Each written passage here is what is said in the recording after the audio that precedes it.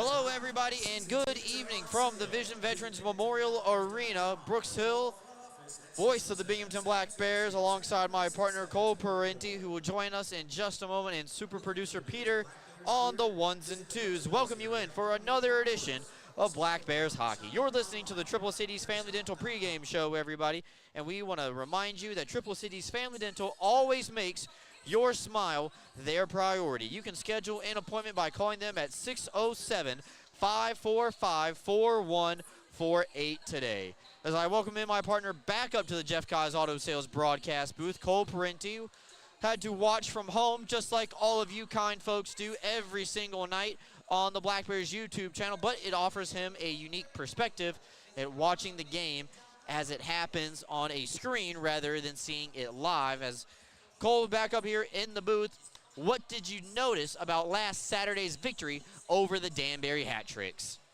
Well, Brooks, the offense came out strong and they looked good to go. The defense held that high-flying Danbury offense very tightly.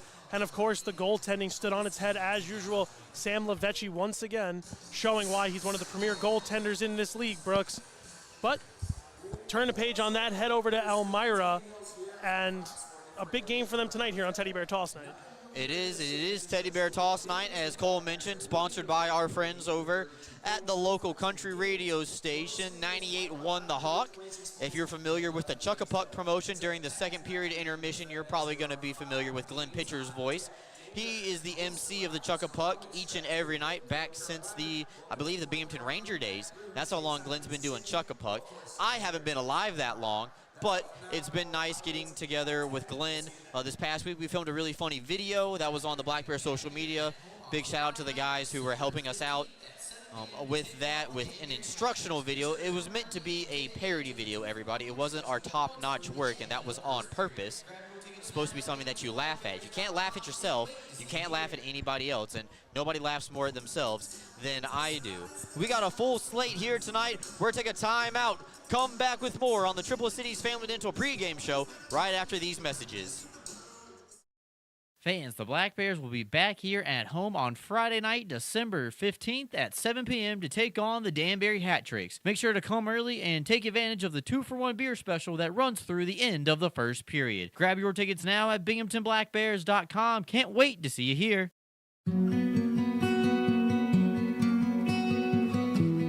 Advancements in new clinical therapies are made possible by heroes like you. Velocity Clinical Research is looking for volunteers to participate in clinical research studies. Compensation is provided. There's a Velocity location near you on Upper Front Street in Binghamton. Learn more about participating and becoming a Velocity medical hero today. All about you make me think of good things. Good things. Like calming tempers down. Good things. And passing them around. So stand up and cheer. We're back to the beer. Good things. Share a good-natured Canadian Pilsner.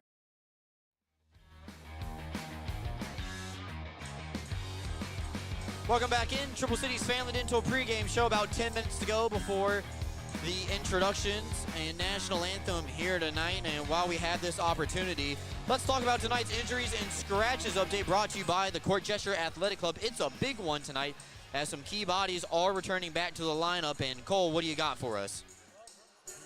Well, Brooks, the Black Bears see something on their lineup sheet they haven't seen in quite a while, which they love, and that's the big 22-year-old, as of today, French-Canadian, I should say, Mathieu Boilard. He returns to the lineup, which allows Jesse Anderson to slot him into the center position left vacant by Brendan Stanko. And the Black Bears will finally not have an injury reported on their roster. The only scratches are Justin Somero and the third goaltender tonight, Connor McAdanama. So no injuries is always a good sign for the Black Bears, and I'm sure Coach Sherwood and Coach Reynolds are real happy about that. Yeah, speaking of Coach Sherwood and Reynolds, we talked to Brant Sherwood during our Tully's Coaches Corner that we're going to play in just a second. He actually mentions that a lot of guys dealing with some nagging injuries last week. Boilard and Smith both did not play in all 3 games against the Hat Tricks, and I think that kind of makes those 3 wins that much more impressive. 1 in the shootout, 2 in regulation, so 8 out of 9 points picked up last week has the Black Bears in first place in the division. But for right now, let's hear more from head coach Brant Sherwood about tonight's matchup with the Elmira River Sharks. we are going to take a dive inside the Tully's Coaches Corner. Go ahead, everybody, and take a listen.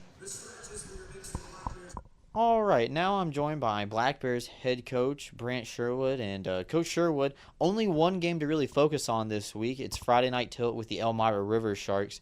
Does it feel a little bit better knowing that you guys don't have a lot of games this week, like last week playing 3 games in about 4 days? Well, yes, it definitely helps. Like these guys, they're battling a sickness last week, and doing 5 games in 9 days is it's very difficult, and it takes a toll on you. So this week was nice to just kind of regroup and get some rest, get some good night's sleeps, and then just only have one game this weekend, so they can spend all their energy and then kind of cruise through the rest of the weekend. Matt Boilar and Connor Smith come back into the lineup tonight. How big is it seeing those two guys being able to hop over the boards tonight? Well, I know everyone looks at Connor as like, oh, he's this big-time goal scorer, but his physical presence along with Matthews is just huge. Like, they're two big bodies that kind of take away time and space. Connor's really good on the forecheck, and I think it goes unnoticed, like, what a good F1 he does. And then Matt, too, the way he boxes out in front, the way he battles in the corners, like, he is someone to be feared with on the ice, and I'm excited for him to get back on his birthday as well. Yeah, it is Matu's birthday today, so everybody make sure to wish him a happy birthday in the comments. The last couple of times you've played this Elmira team, you've drastically outshot the competition here. At home, you guys were able to skate away with the victory, and last time in Elmira they were able to win in overtime. What is it about the puck possession and the shots on goal counter getting so high up there that is a key to y'all's game? It is absolutely huge. I think our game is the ozone rotation and how we work the puck, how we go low to high, D to D so quick, and our puck movement and having a guy net front most of the time. It's absolutely huge. That's how we get a lot of our goals. Yeah, we can score on the rush and stuff, but I really feel like we wear teams down that week, and we can start peppering the goalie with shots that way, and the more shots you get, the likely the floodgates are going to open. So hopefully that happens tonight. We kind of got away from shots this past week against Danbury, but we're looking to pepper the goaltender tonight. All right, Coach, thank you for your time and good luck tonight. Yep, appreciate it. Thanks, Brooksy. That's the voice of Black Bears head coach Brant Sherwood. More coming up after these messages right here on the Triple Cities Family Dental Pregame Show. You can experience gig speeds with Greenlight Networks. Our reliable fiber connection provides fast, affordable internet, so you can accomplish more in less time. We're expanding coverage in many places in the Southern Tier, and we want to be your internet provider. Visit greenlightnetworks.com and click on Check Availability to see if we're in your area. Greenlight Networks. Fast, affordable internet in your hometown. For discounted name brand clothing and footwear for the whole family, Homer Men and Boys Store is the place to shop. In business since 1951, our woman-owned family business is known for treating their customers like family. And there's nothing more important to us than backing every sale with friendly service. Come visit us to see the largest pair of jeans in the world. Come see what we have for you.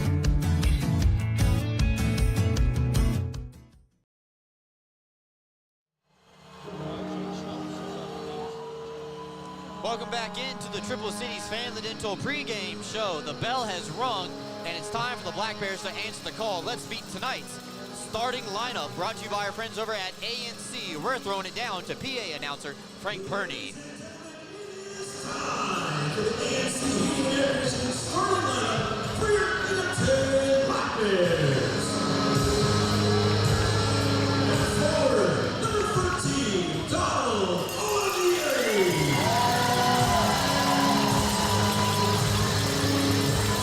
At forward, number 18, Andrew Goldar.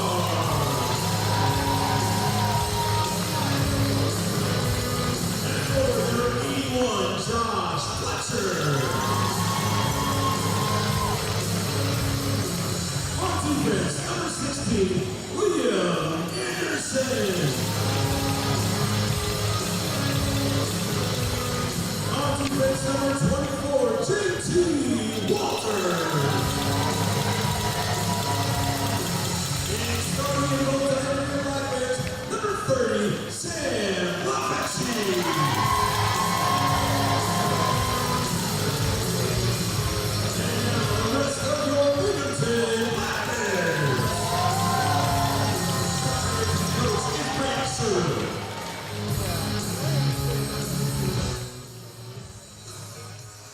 Thank you, Frank, for another rendition of the starting lineups here tonight as the final players for the Black Bears make their way out of the tunnel.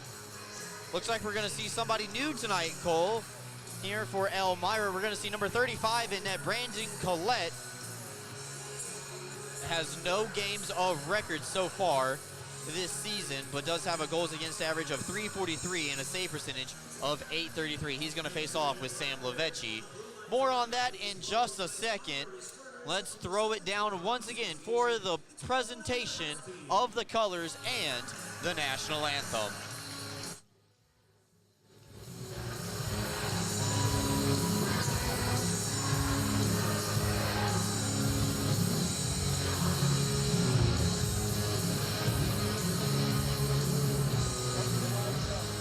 Ladies and gentlemen, please rise if you are able to remove your caps. Presenting the colors for tonight's game, please welcome Boy Scout Troop 43.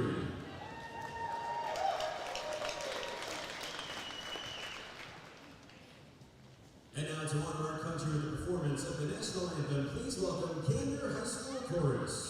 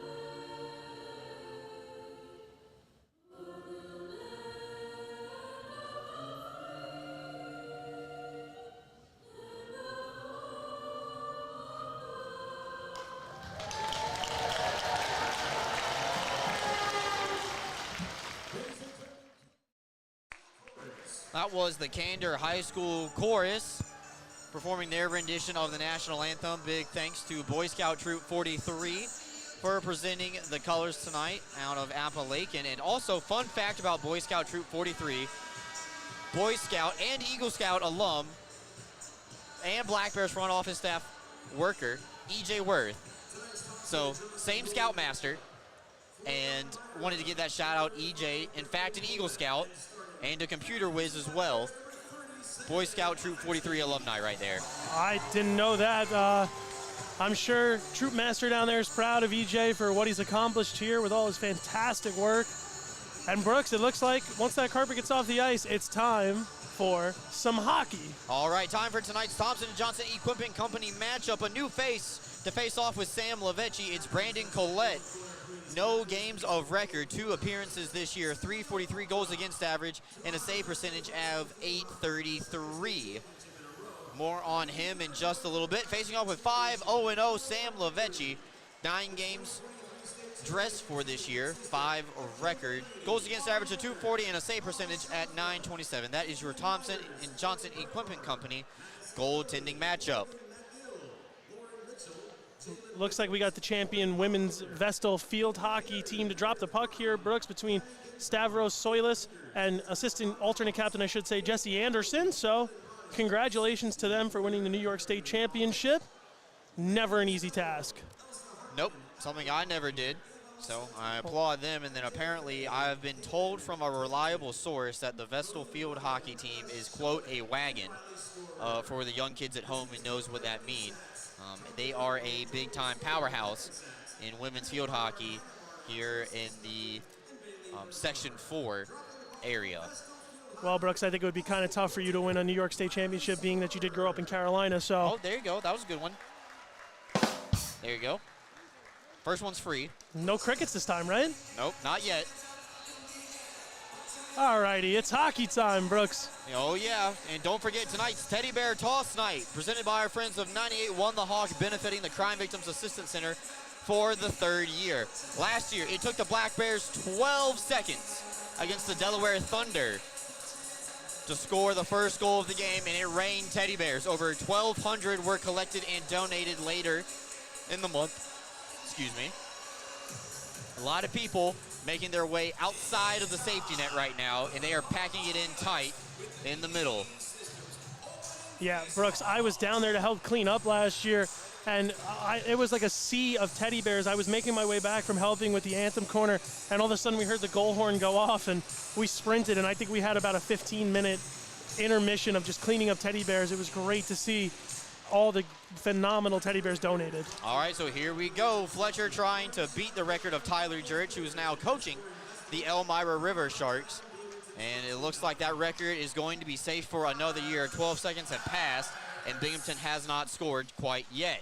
Also, friendly reminder that anybody who brought a bear tonight receives a buy one, get one free voucher for the game on New Year's Eve, December 31st against the Danbury Hat-Trick. Special start time of 5 p.m. But I know that's a long way away. In fact, it's 30 days away. Here as Binghamton reverses the puck around the boards, done with the infomercial portion of tonight's broadcast for the time being. Now, Trezera lost the puck on the way through to Logar, and all the way across the ice, this is Elijah Wilson, no relation to Houston Wilson. Getting the puck deep, they try to center it for a pinching Soyless. And instead it'll find the stick of Connor Smith back into the lineup, though not clear to Wilson, looking for a tip. He got one from the other Wilson, that's Houston, and now Connor Smith back in the lineup. Toe dragging through the middle, a wrist shot wide off the side of the net. Ivashkin does a good job of holding in the puck temporarily, but then friendly fire. Connor Smith collides with a teammate at the offensive blue line, and that'll allow Elmira to clear. Also getting a look at Mathieu Boilard, did not play the last 4 games, so he's back from his lower body concern. Good to see him back in the lineup. Now Smith outside the dots trying to find Anderson. Rolls just wide. Ivashkin might have got a stick on it. Brooks, the freshly 22-year-old Mathieu Boilard, one last time, happy birthday to him. Great day to have it on Teddy Bear Toss Night. Let's see if he can get that goal. Wouldn't that be just kind of storybook? That would be. So now Boilard circles behind his own net, off the wall, trying to find Ivashkin. It's a little bit too far in front of Nikita. Binghamton touches up on the delayed offsides as Ivashkin gets back to the blue line. Binghamton in the partial line change right now with the forwards as Ivashkin still out there. Weber goes off the wall, and a good sidestep as Brett Parker was tripped up on the way through. Yates in the middle of the ice, saucering it over to Kirkby in the blue paint, tip just wide as we have a whistle. Well, Brooks, as we mentioned, that it has turned the page over to December. The Black Bears can definitely look back at that November and be happy about how far they came through it. With all the dominant performances, especially the last week 3 against Danbury, they can turn ahead to December and hope to keep that momentum going. And we'll have to see if they can, this is when the season starts to become a grind, and this is where great teams are made. So here comes kick. He throws a backhander that's steered aside by Levechi. He's wearing number 95 tonight, former number of our friend Gino D'Angelo with the Elmira River Sharks. So 2 95s in the same season. Kind of odd about that. Dan Stone comes in, a wrister off the outside of the post. Yates stays on the forward check. Former captain of the Mammoth, Nick Gullo, does clear this puck out of the zone, but it will be icing as it makes it all the way behind the net of Levechi. 2 minutes and 41 seconds gone here in period number 1. It must be weird, Brooks, to come back to the team and no longer be the captain. It's a whole new franchise, whole new coach, made a whole new decision. So Gullo seems to be a team player really pitching in, so hats off to that. I think so. I don't think he was with the River Sharks during training camp, and that probably led to a big part of the decision. But can't have a captain that's not there, Brooks, so. That's true. So Yates off the face-off tie-up. Tries to get it in down low with a pinching Bond, little set play, but Davidson interrupts it and crosses over the line. 3-on-3 opportunity. He centers up too far behind Blake Peavy, former Carolina Thunderbird, who was acquired this week. Nice little move by Flick, trying to saucer it out in front for Davidson. Had a yawning net, but fanned on the attempt. Got a little bit too much sauce on that one, as maybe a little bit too high in the air. Good reverse hit by Dan Stone right there. who's been having a really good week, and I'm talking about off the ice, not on the ice, but he's also had a good week of practice as well, as always. Bond through the middle of the ice gets it over to Yates, and a little hit away from the puck from Pozar right there, and now Fletcher steals it away. 2-on-1 with Fletcher and Yates. Yates over, holding, denied by Collette. Hold on to your teddy bears, folks. That one looked like it was golden, but what a save from Collette. Oliveri's backhander high above the net of Collette, and now Rasmus Apps tries to clear, held in by Liam Anderson temporarily, but a late shove by Apps does kick the puck out back into the Binghamton end. Oliveri gets around to Wilson, broken stick on the ice, might have played a part in that shot getting deflected and out of play. Wilson and Oliveri get tied up, and now the linesman's gonna get in between. And sometimes you do not want to bark up that tree. Oliveri can take care of himself, and he's not afraid to let you know that. Yeah, Don also not much of a guy to get involved with the rough stuff, so whatever happened down there, he must have took exception to, and I don't think we'll be seeing that again because Don kind of taught a lesson the new father has, I say. So 4 minutes, 4 seconds gone here in the first period, brought to you by our friends over at Dragon Billiards Instruction. If it's anything pertaining to billiards, check out Dragon Billiards Instruction. That's learning, shopping. You need a repair, or you just want to play, go over to Dragon Billiards Instruction over in Vestal. Brooks, I've been practicing my pool game. I'm actually getting pretty good at it. They have a little one in where I live, and you know, I'm not good, but I'm not awful like I used to be. Okay, somewhere between not awful and not good. So Martin Mucha and Andrew Logar, some little pushing and shoving right outside the neutral zone. That face-off will be pulled back into the Binghamton end. Walters and Anderson paired up tonight with Oliveri playing forward. That is worth mentioning here tonight as a big collision through the neutral zone. Finds the stick of Brett Parker. His shot trying to go far side. I believe Lavecchi got a piece of it. Down low now for Parker, and he takes a ride into the corner by Fletcher. And Oliveri playing winger right now. Knocks that puck right away, and the linesman said it was going to be tipped on the way through. I believe that Oliveri knocked it off of the stick of the Elmira defenseman. So they say no icing. This one goes past the net of Lavecchi as well, and the same result. Puck stays in play. Here, almost 5 minutes gone in period number one. Shots are 4 for Elmira, 1 for Binghamton, as Smith will beat out the icing call along with Ivashkin on the far side. But unfortunately for them, both of them overskated, and it's poked back out to the red line. Brooks, you mentioned that it was Walters matched up with Anderson. Worth to note that that's Liam Anderson. We're used to seeing him with Jesse Anderson. And we'll have a quick whistle here as, well, I guess we'll head to a timeout. I'll have to pick up that point when we get back. Yep. Elmira is off sides at the line. So that sends us to our first media timeout. Still searching for the game's first goal. Here, 14-15 left to go. Back with you in just a moment after these messages.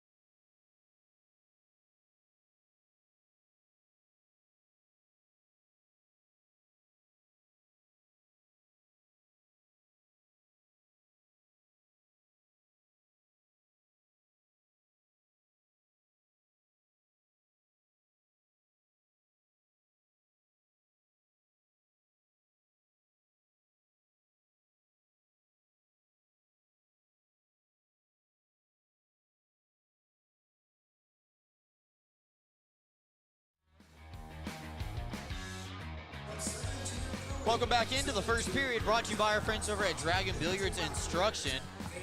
For Elmira, they have not been doing so hot lately. Their streak is a bad end of the last 6 games, losers of their last 6. They're 3-7-0 with 7 points. They're at the bottom of the Empire Division. Binghamton on the other side of a winning streak 3 games in a row. They're in first place with a record of 10-1-3. Still a lot of time left to go here. Only, actually not even, a quarter of the way. Actually, no, we are exactly a quarter of the way done, 14 games in. So, Jesse Anderson, little self-pass, trying to shelf it for his first goal of the season. That would have been something. Go off the pad. Back in front, Anderson denied by Collette. Rebound, back up to the blue line for Weber.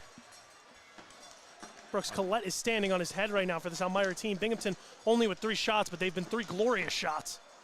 Ivashkin's stuff chance denied, back over for Weber. Through traffic, tipped by Smith, just off the far side post. Now Davidson off the wall, right in stride for Click, and he will dump it in, and Elmira will get a much-needed line change right there. That's Stephen Klink, 4 games played so far. 2 goals and 3 assists for 5 points. Still, though, a -1 on the stat sheet, and unfortunately for Elmira, you have some guys with some good points here. But more on that in a second. Walters, and absolutely stoned cold robbed by Collette right there. But finishing that point real quick, plus minus, a very underrated stat. In case you don't know, you get a point if you're on the ice when your team scores. You get a minus if you're on the ice 5-on-5 and the team scores against you. Elmira, just to make sure I get this right, does not have a player with a positive number. They have a couple players with even, but we're seeing a lot of minuses on their side. Yeah, and I always use plus minus to really judge the 200-foot hockey game of a player, and it's a real important stat to me when I'm looking at guys that I think are having good seasons. So that puck will be slapped in, rides the top of the wall. For what it's worth, everybody on Binghamton is a positive. So a lot of goals scored by this Binghamton team. Doesn't surprise me, Brooks. Yep. Averaging over 4 goals per game. As Yates tries to sidestep around Elijah Wilson. Nice little touch pass from Austin Thompson back over to Kirkby. Captain can't get the handle on it. And the pinching Stone makes his way back up to the blue line while Binghamton tries to take the puck away on the forecheck. Elmira will clear it out to the neutral zone, and 2-on-1 now. Wilson is off sides, though. Linesman right on top of it. That is Justin Kowalski. He's paired up with Chris Forden tonight on the lines, and tonight's referees Paul Jean and Chris Russo. So those are tonight's officials. Here, 12:55 left to go in the period. Yeah, kind of a bang-bang play, Brooks. Just a hair over the line, and we'll do it all again right here in offside. So Austin Pickford, nice little dump pass for Soilis, and Soilis has a puck that goes off the top of the blocker. Binghamton tries to clear. Ivashkin off the wall for Ray. Now with Oliveri. Ray's shot blockered high into the air by Collette. Oliveri stays on the forecheck. First shift of the night for Thomas Ray. He's the 10th forward tonight for the Black Bears club. First shift, shot on goal, not too bad. Off the blocker, that's a good spot to aim for. You could see the look in his eyes, Brooks. As soon as he looked up and saw that that pass wasn't going to get cleanly to Oliveri, he turned straight to that net and knew he was shooting it. Stretch pass over to Soilis is on sides. Now 3-on-3 opportunity for the River Sharks. Mucha behind the net, circles, top of the blue line. Peavy looking for a tip. Squirts to the opposite side of the crease and grabbed out of midair by Lovecchi, who settles it down. Well, it's his first game here in Elmira for Blake Peavy, traded for future consideration over the week. And he's looked strong out of the gate, so Elmira looks to get themselves a piece that they can really build around this season. One of 3 trades for Elmira. They acquired Edgar Olinish and then immediately traded him for one of their scratches tonight. Brooks, I just had the name and now I'm blanking, but 3 trades for this Elmira squad this week, so big changes coming out of Coach Jurich's club. So that face-off, push behind the Binghamton net, stretch pass over to Ivashkin. He's going to wait for Jesse Anderson, who's playing center tonight, to join the rush. Shot denied by Ath. That was 77 against 77. Still getting a little bit used to Anderson taking some face-offs here tonight. Boilar, his shot blocked, keeps it in temporarily. He's taking a little bit of some shoves from Davidson, but Binghamton maintains control. Now behind the goal line, Peavy will exit the zone and dumped right back in. Anderson, that's Liam, goes off for a change. Dan Weber takes his spot. Weber and Boilar in that third line pairing here tonight. And Kink now, low angle, blockered away easily by Lovecchi off the far side. And Posar trying to catch Binghamton in a line change, but he does catch Binghamton off sides as Ivashkin was still in the zone as it was kicked back in by Smith.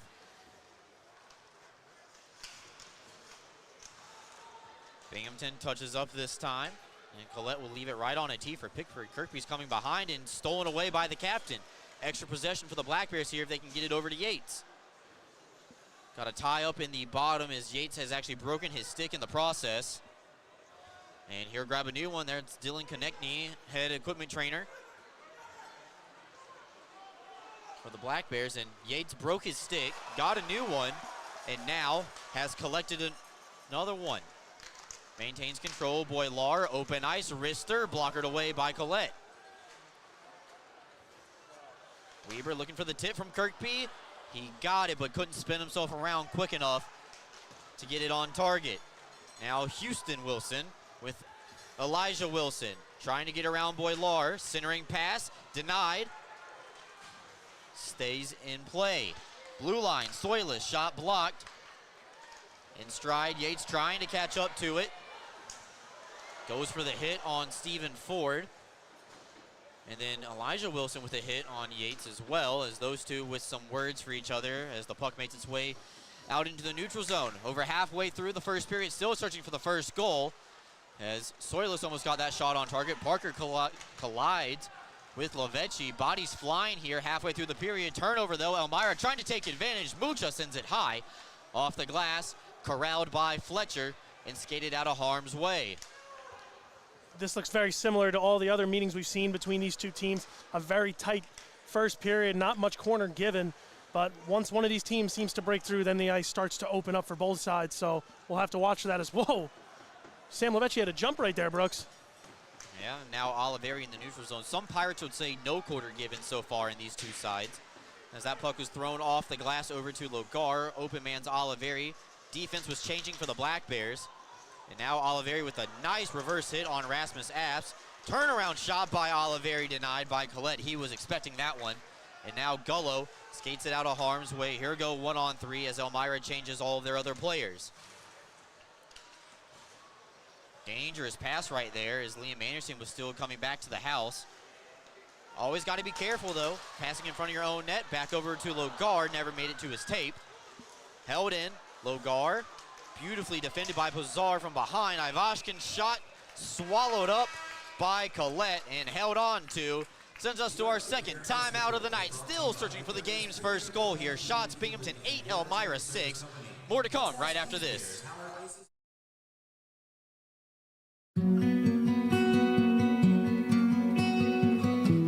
Advancements in new clinical therapies are made possible by heroes like you. Velocity Clinical Research is looking for volunteers to participate in clinical research studies. Compensation is provided. There's a Velocity location near you on Old Vestal Road in Vestal. Learn more about participating and becoming a Velocity medical hero today. Whether you're a high school or college athlete or a weekend warrior, Guthrie is the area's premier sports medicine program, offering injury evaluation, concussion management, physical therapy, and more. With a full team of providers across New York and Pennsylvania offering same or next day appointments, Guthrie gets you back in the game as quickly as possible. Call the Guthrie Sports Medicine team today at 866-GUTHRIE or learn more at guthrie.org/sportsmed. They just did the season ticket holder of the game. It was Chris Luckhart. Sits behind the net over by the locker room door. Doing an excellent job as always. Getting ready for Teddy Bear toss to commence. Brooks, I'm getting anxious. I want to see these teddy bears fly. You can't be spoiled. It's not going to happen in the first 12 seconds every year. We got 8:30 left to go here in the first period, and honestly, gives people a better opportunity to file in. You know, people like to arrive late. Ivashkin loses his edge behind the net as Austin Fickford puts on a nice little tight turn behind the net. Liam Anderson can't hold the puck in as Davidson squirts it out. Walters given a rough ride down by Pickford, who's been flying all over the ice here this shift. Makes his way back to the defensive side. He looks to be a little shaken up as he makes his way over to the Elmira bench. Nice backhand pass from Smith over to Ivashkin, trying to find its way over to Jesse Anderson, the new center, for this top scoring line for the Black Bears.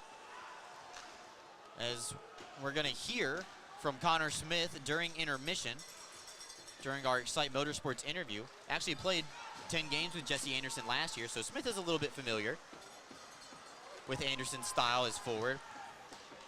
Click poked away beautifully by Weber into the corner as the teams jockey for the loose puck.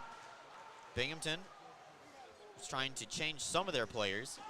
And now Weber skates across the red line in blue, gets into the offensive side, centering up for Ivashkin. Low angle, Weber on the wraparound, rolled off his tape, finds an open Yates, comes in, his shot blocked. Ivashkin tried a turnaround move, couldn't settle it down, and will be sealed off against the wall, and Elmira comes back the other way. Elijah Wilson wraps it all the way around the board, where Teresa is waiting for the loose puck. 2-on-1. If Thompson could catch up to it, he cannot. Back out into the neutral zone. Thompson with a shove for Wilson and gets a little bit of a whack off from the stick from Eli on the way through. Trezera does get the puck over to Pickford, and Pickford's been flying around. He's joining the rush. Little low angle shot as Pickford denied by Lovecki. Rebound into the corner. Binghamton comes back the other way. Yates has to knock that one down with his foot. And at the red line, Boylar dumps it in as Pickford tried to throw a body on 28 for Binghamton as well. Soilus has his pocket picked by Fletcher. Now over to Thompson. Outside the dot, tried to go in. Puck's still available. Tried to sneak one in on that short side while he was going behind the net. Down low for Thompson. He's pushed off the puck by Pazar, and Pickford's able to come up and clean up the loose puck. This will come all the way down the ice, and Lovecki will just melt it down. So a little reverse icing against the Black Bears. They won't be allowed to change as that puck came all the way from the Elmira end, and the goaltender covered it up. Yeah, a unfortunate bounce to the Black Bears, as I believe it was Tommy Ray who gave him his all at the blue line trying to keep it in the zone, but just couldn't get that stick extended far enough, and now the Black Bears will be forced to stay on the ice and weather what could be a storm from the Elmira River Sharks. Seeing some fans make their way back from the concession stand, taking advantage of the 2-for-1 beer special. Each and every Friday home game here in Binghamton, and also only home game this week. So a lot of people taking the opportunity as Lovecki takes away the opportunity of Click right there. A shot from outside the dots is easily snared by the low glove of Sam Lovecki. Yeah, Sam's looked real strong to start this game, Brooks. He's out at the top of his crease. He's making saves. He's got his vision looking good, not getting anybody in his way. And a strong night from Sam Lovecki is always part of the recipe for a Black Bear win. Got a good look right there on our friends at YouTube of life-size teddy bear just chilling over in Section 3. Did they buy a seat for that teddy bear? They might have. It was a big bear. It's a big bear, yes. I can't wait to see them fly, Brooks. I'm dying to see it. Fletcher's pass interrupted by the Elmira defense. Ray was camped out in front as this puck will make its way back out to the red line. Liam Anderson catching Elmira in a line change, throws a wide angle shot, and Collette has no choice but just to settle that one down. Offensive faceoff coming up for the Black Bears here with 5:16 left to go in period number 1. I love the move by Coach Jurich to go with Brandon Collette here, as the Black Bears have seen Spencer Kozlowski this entire season. So once they started to figure him out, now he switches up the goaltender, and the Black Bears are still trying to get their handle here on Brendan Collette. And he's looked strong. There's a young Black Bears fan with a stuffed animal ready to throw onto the ice. Anderson wins the face-off, and there it is! Connor Smith with the illustrious teddy bear goal. They all rain down. And here we go, all the way up here from the press box. 2 for 2 this time.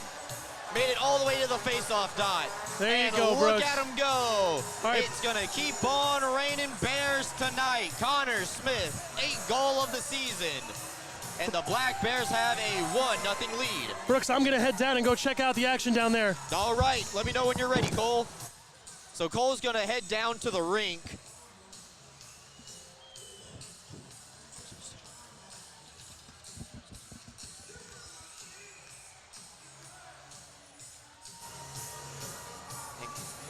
Cole knocked my badge off of the desk. So sorry about that.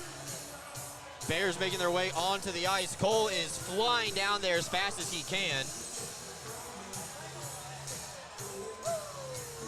Last year's total over 1,200. As he makes his way onto the concourse, we got players We got equipment managers. We got coaches. Todd Reynolds is on the ice, everybody. A couple of the players posing for the camera. Got maintenance from the arena as well. All right, Cole is down there, ready to go. There's Bingo. So Cole, why don't you go ahead and take an opportunity here while we're setting up this replay. Talk about what just happened down there on the ice. Toss. And look, you can see equipment manager. You can see equipment manager connecting in the cart like usual. Everyone out here helping to pick up theirs, Brooks.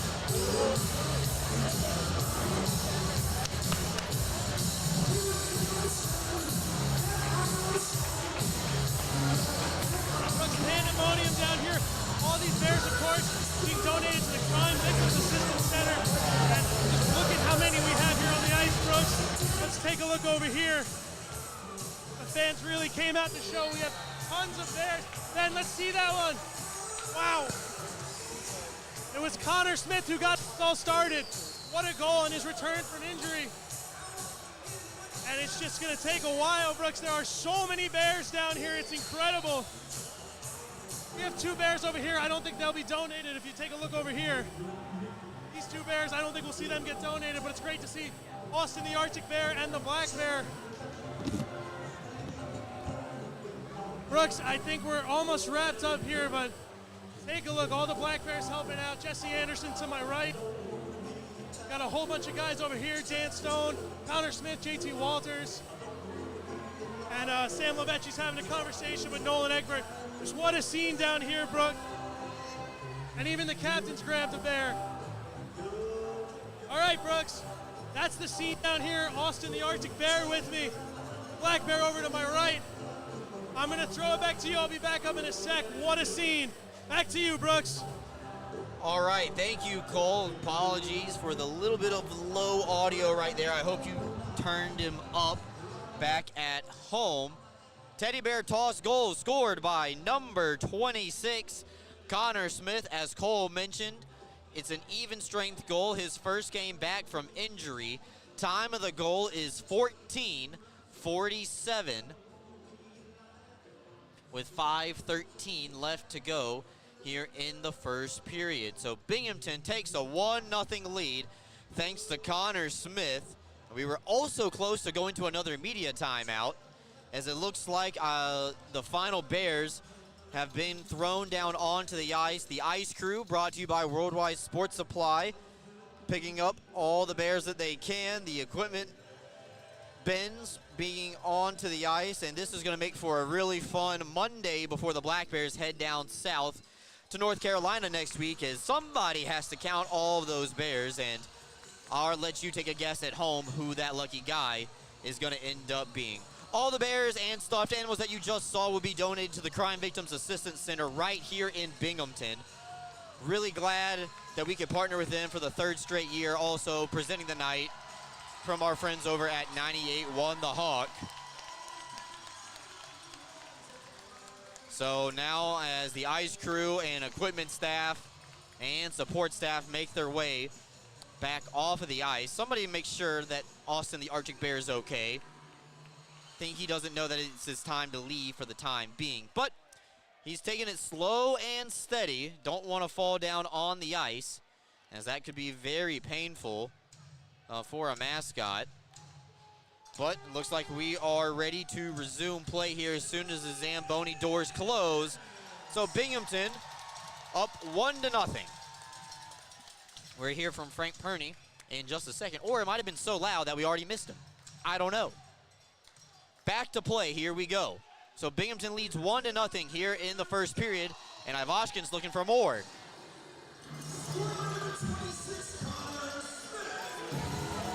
So how do you respond after that long delay?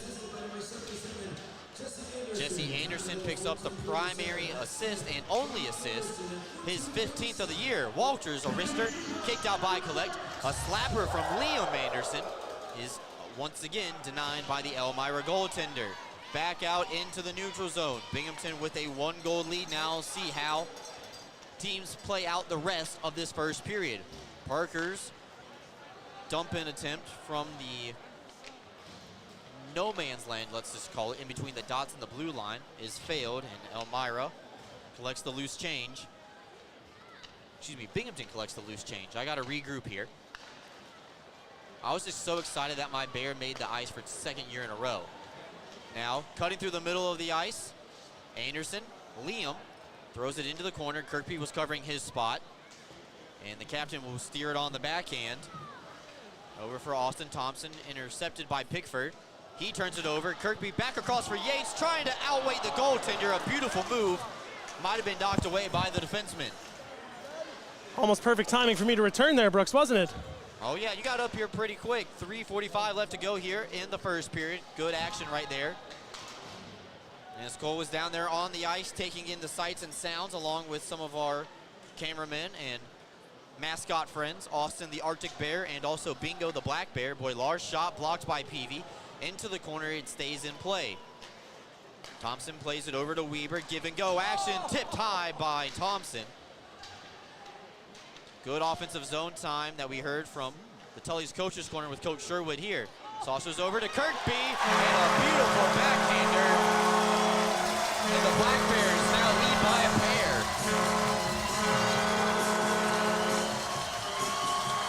Almost an identical goal to the one he scored against Elmira last time they made the trip down here, or I should say to the East Division's Veteran Memorial Arena. Just down low in the slot, gets the puck on his stick and makes a no-mistake backhander. They say it's the hardest goal for a goalie to stop. And you can see it right here, right on top of the blue paint. Nobody clears the captain out of the crease, and he makes no mistake putting it right over the outstretched glove of Brandon Collette. And I think Coach Church might just use his timeout. And that he did. So a timeout in the first period. So 3:11 in the first period. Mark that down in your scorebook at home for everybody. As you get a lovely view at Sam Levechi right there. I think you saw the camera, and that's why they cut away. I think, Brooks, that Coach Jurich remembers the end of the first period last time when the Black Bears put 4 quick goals on him, and he didn't want to let them get that momentum going again. So he called his timeout, and he brought his team over to have a talk and kind of calm them down. I think so too. Also, you could also see where a goaltending switch could have been made. Watertown, notoriously known for being down 2 and pulling the goaltender. And what it looks like, Coach Church is going to let Collette stay in. Shots are now 14-9 after they were tied at 6-6. Kind of turned on here. I bet you the Teddy Bear goal really generates some momentum, and you can see an extra pep in the step from the Binghamton Black Bears. Yeah, and while you were making your way back up to the press box, that's actually what I mentioned, is what team's going to respond to that delay better. And 2 minutes later, Binghamton scores another goal, extending their lead up to 2. So Kirkby from Boylar and Yates at 16:49. Held in by Oliveri and company for Binghamton. Fletcher with a nice spin move, centering it up for Logar, fanned on it. Maybe Wilson got his stick in the way there. Houston Wilson right across the blue line, no quarter given, as that was a delayed offside, so that wouldn't have counted anyway. Dan Stone, not Stan. Got the puck out to the neutral zone. Binghamton recollects. Connor Smith with a nifty little move, and he's got some speed, but no quarter given by Rasmus Ass, former product of the Delaware Thunder. 2 big boys doing battle with each other, and Ass tries to lay a hit on Smith, and he's the one who goes down to the ice, as the speed of Smith just a little too much to keep up with right there, as a wrister is thrown on target, and Levechi makes a save at the top of his crease. Takes us to an under 2-minute media timeout. We're right back after this. Black Bears lead by 2. Are you ready to take your billiards game to a whole new level? Dragon Billiards Instruction and Pro Shop has everything you need to impress your friends and crush your opponents. American Q Sports certified coach Kim the Dragon Young is now accepting new students. From novices to pros, the Dragon helps you find your best game with in-person or online instruction available worldwide. Need help with stance, stroke, or alignment and aiming? We've got you covered. Looking for advanced cue control techniques and trick shots? No problem. Follow us on Facebook at Dragon Billiards Instruction and Instagram at Dragon Billiards Kim for free daily tips and drills, upcoming tournaments and events, as well as exciting contests and giveaways. Subscribe on Patreon for personalized video content. Visit our online pro shop for the lowest prices on the highest quality pool cues, accessories, and Dragon Billiards gear. Dragon Billiards Instruction and Pro Shop, breathing fire into your game.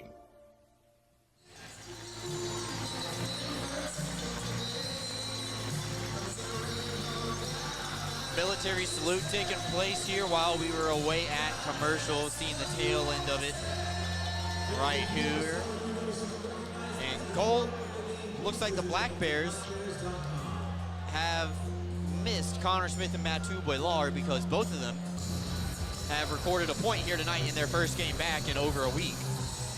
You could say that for sure. Connor Smith's shot has always missed, and Mathieu Boilard's defensive presence missed. But as you mentioned, Mathieu Boilard getting involved in the offense, something that we tend to see him do a little bit, but not a whole lot. But if you can get Mathieu Boilard playing that defensive game that he plays while scoring a little, that is just a recipe for a terrific two-way defender.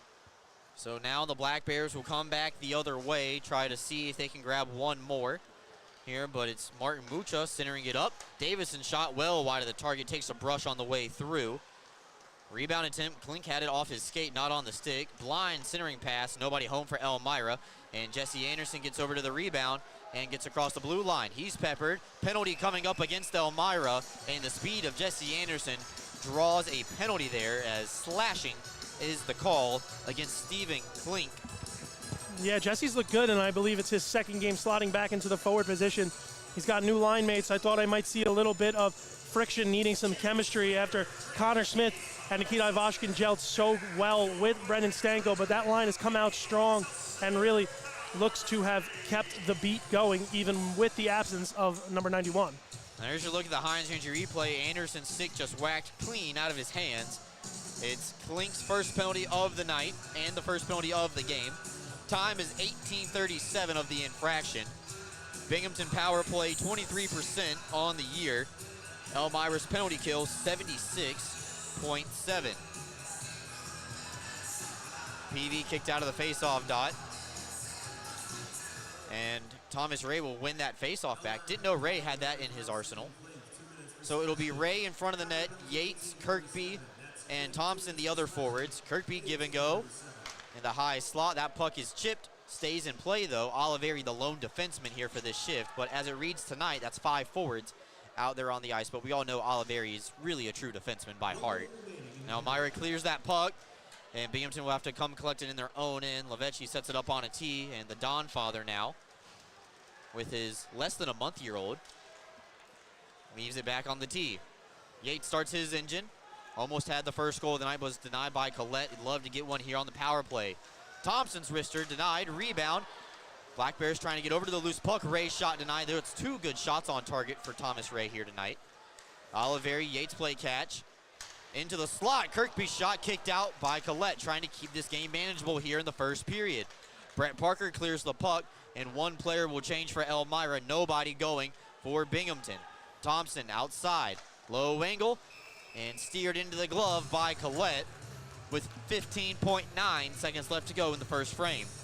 Well, Brooks, it's no secret that Tommy Ray is one of the smaller players out there, but I've been very, very impressed with his net front presence. He's making himself be felt right in front of the goaltender, getting in the way, taking away his eyesight, tipping pucks, and he's really been a strong presence on this power play. So the second unit will wrap up this period. Ivashkin, Bond, Smith, and Logar, along with Jesse Anderson. Smith looking for his second. He hits a player in the back, and he is down. That's Rasmus Asp, and we have a whistle with 2.1 seconds left to go. I believe that caught him right in the tailbone or right in the lower back where there is no padding right there. And then he got hit in the foot on the rebound right back. That's not going to feel good. So Asp will head to the locker room a couple seconds early. Extra attacker is out for Binghamton. Lavecchi has been pulled. So the net is empty for Binghamton. Here you see it on your screen. Yeah, he gets it right in that tailbone. And out of all shots to be hit with Connor Smith's howitzer from the dots, just not fun. Gets over to Anderson. And the extra attacker in the final seconds almost worked for Binghamton. So, good tie-up on the face-off by Elmira to waste that little extra second. And the horn sounds, and we head to the locker room with a 2-0 advantage for the home Binghamton Black Bears. Elmira with 11 shots on goal to Binghamton's 18. We have the Excite Motorsports intermission report coming up in just a little bit, but Cole, let's get your quick thoughts here on that first period. Yeah, it was like I always say with these two teams, a slow-moving beginning with not much given. Both teams getting a few chances, and then once the Black Bears opened it up with that teddy bear toss goal from Connor Smith, we kind of saw the floodgates, as you say, begin to open. The pressure got higher, the chances got better, and they were able to cash in one more time. And they looked real strong to finish that period out, Brooks. All right, that's the voice of Cole Parenti. More with you in just a second. When we come back, we have the Excite Motorsports intermission report.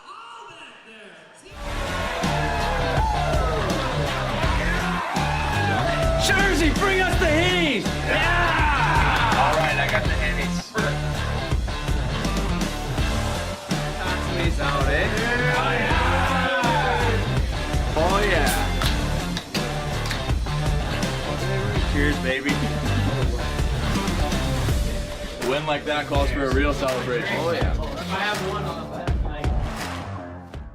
Getting your hands on an all-new CF Moto side-by-side or four-wheeler is now easier than ever at ExciteMotorsports.com. Purchase your next power sports vehicle with our new, easy, and quick online buying experience. Browse inventory on ExciteMotorsports.com. Buy, get approved for financing and e-sign online right from your phone. Ride, have your new power sport vehicle delivered to your home the next day at no extra charge. Browse, buy, ride. Fun starts here at ExciteMotorsports.com.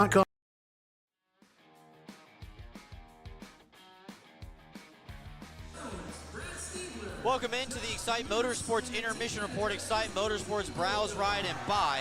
Free next day delivery to New York and Pennsylvania. You can visit them online anytime at ExciteMotorsports.com. Got the CTRC youth hockey skate going on right now as some of our young friends play in the SCHA House League. Doing a good job entertaining the fans here. Tonight, Binghamton leads 2-0 as they have scored the first 2 goals and only 2 goals of the night so far. Things we got on the docket here tonight for the Excite Motorsports intermission report. We're taking a look at the Columbian Mutual Life Insurance stat sheet, and we will talk about the 2 goals. Cole will give his analysis on why the Black Bears are up 2-0 so far in this one. And we will also take a look at the out-of-town scoreboard and hear from the goal scorer himself, Connor Smith. But it was pre-recorded, so he doesn't know that he scored the teddy bear toss night goal. But we do get to hear from Connor Smith for the first time this season for our intermission interview. We'll take a time out, come back with more right after this on the Excite Motorsports intermission report here on YouTube. Are you ready to take your billiards game to a whole new level? Dragon Billiards Instruction and Pro Shop has everything you need to impress your friends and crush your opponents. American Q Sports certified coach Kim the Dragon Young is now accepting new students. From novices to pros, the Dragon helps you find your best game with in-person or online instruction available worldwide. Need help with stance, stroke, or alignment and aiming? We've got you covered.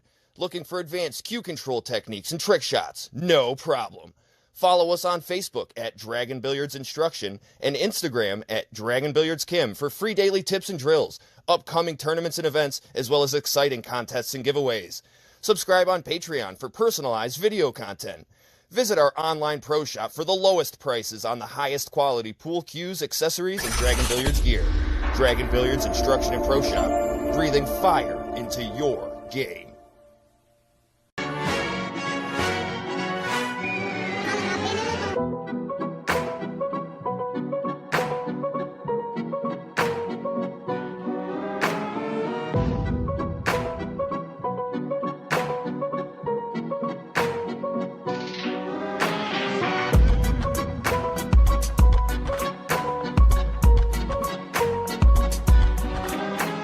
When you care about something, you take care to protect it. the family that depends on you, and the future you're planning for them. You'll have your own college stories too someday. With sound advice, smart strategies, and a broad variety of life insurance options, Security Mutual can help provide for the people you care about and also help you reach your financial goals. It's a sound plan. The time to start thinking about college. And retirement is now. Security Mutual Life, the company that cares.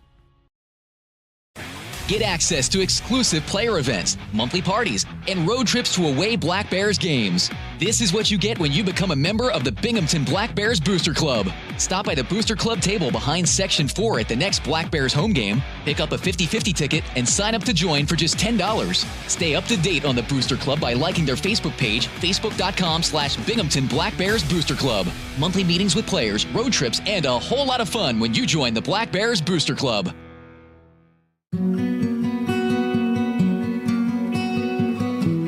Advancements in new clinical therapies are made possible by heroes like you.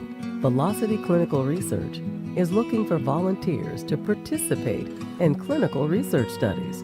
Compensation is provided. There's a Velocity location near you on Upper Front Street in Binghamton. Learn more about participating and becoming a Velocity medical hero today.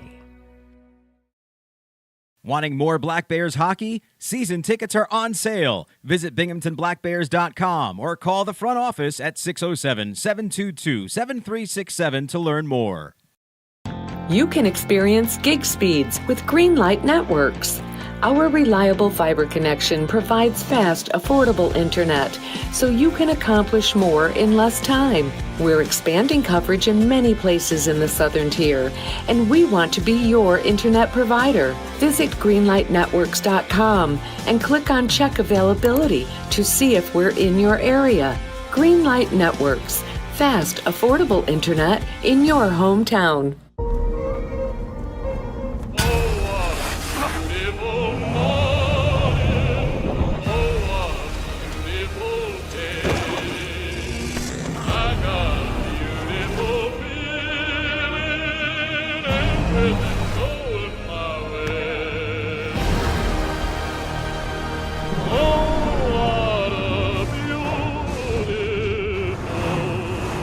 Toyota Trucks. Let's go places.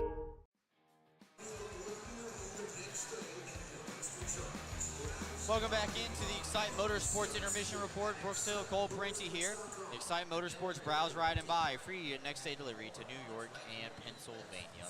Visit them online anytime at excitemotorsports.com or at their store in Vestal at 408 on Front Street. Time for the Columbian Mutual Life Insurance Stat Sheet.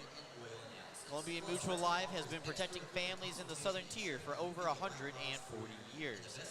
Shots on goal, 18 for Binghamton and 11 for Elmira. And once upon a time, this was tied up at 6 apiece here, but in that second half of the first period, Cole, Binghamton really turned on the offense there. Yeah, kind of reminiscent to last time the River Sharks made the trip here to Visions Veteran Memorial Arena.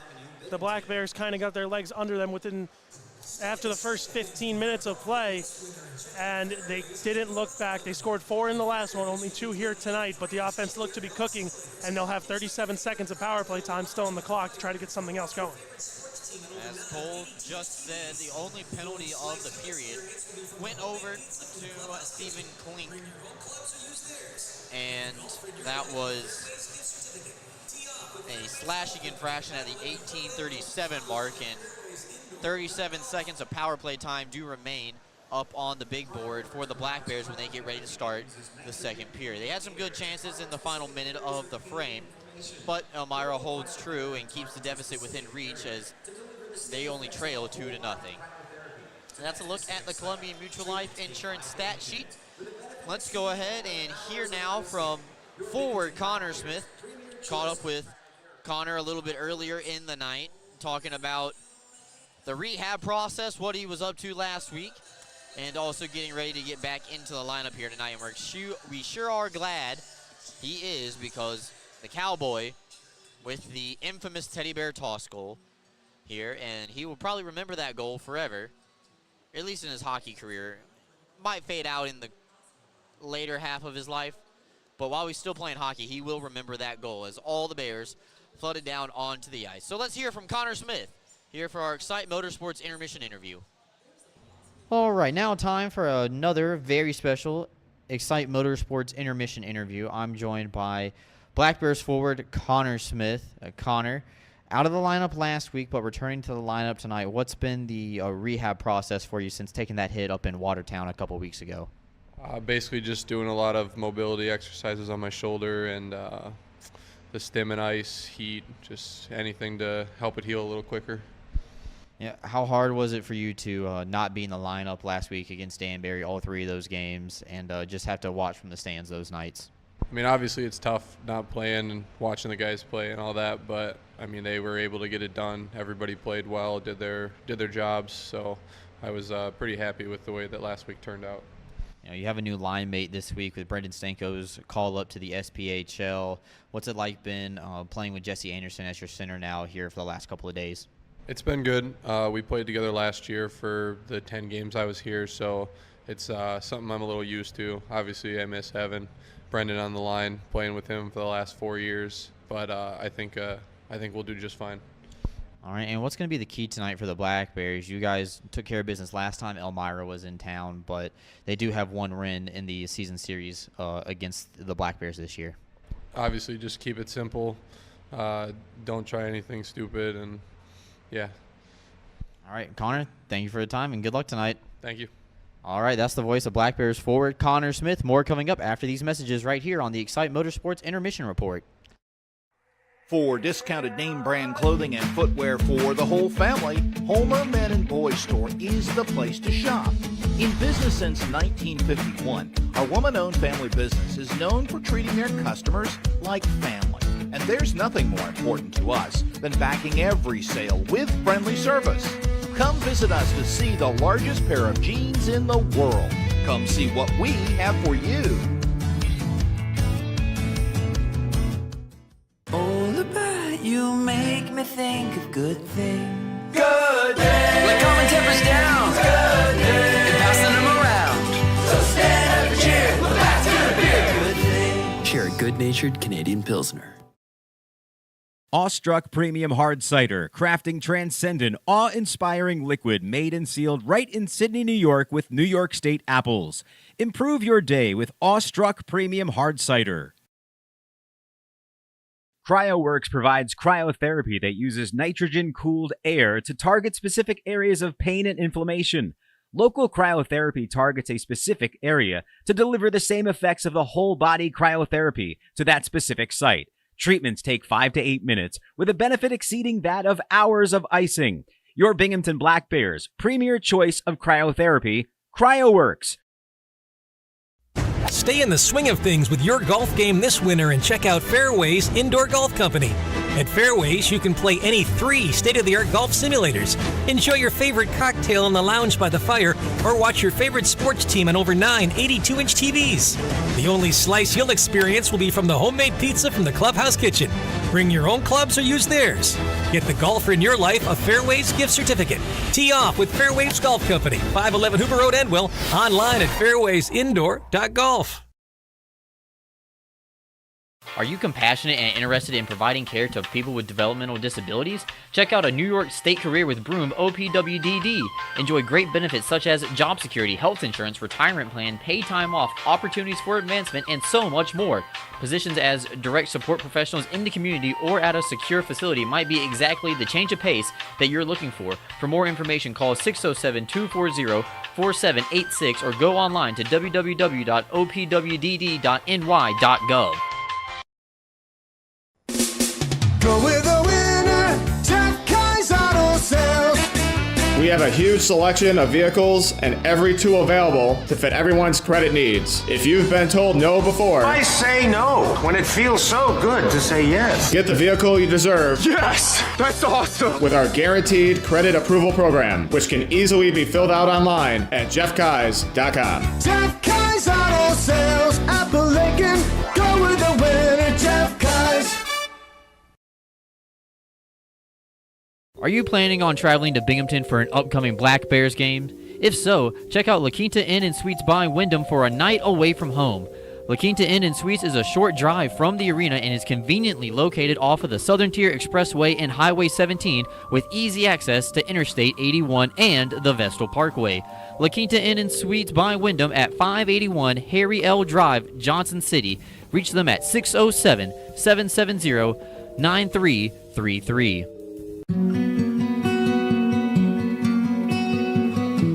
Advancements in new clinical therapies are made possible by heroes like you.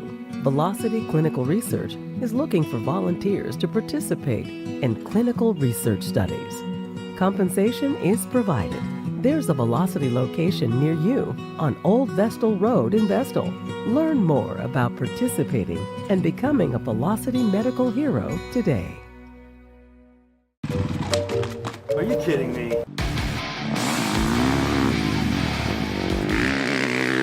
How do you do that? Dude, I just got a new hot spring spa. Carlisle has hot spring spas starting at $39.95. Come see how we make every day better by relaxing in a hot spring spa.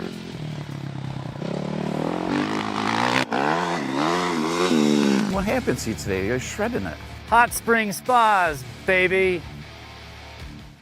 Welcome back in, everybody, to the Excite Motorsports Intermission Report. We're getting the highlights queued up here, but while we have the opportunity, let's run through tonight's out-of-town scoreboard and find out what's going on across the FPHL. Columbus has tied up Blue Ridge 1-1. The Bobcats were on the board first in a home game up in the Virginia mountains. Motor City and Danbury tied at 1. Both of those games in the first period right now.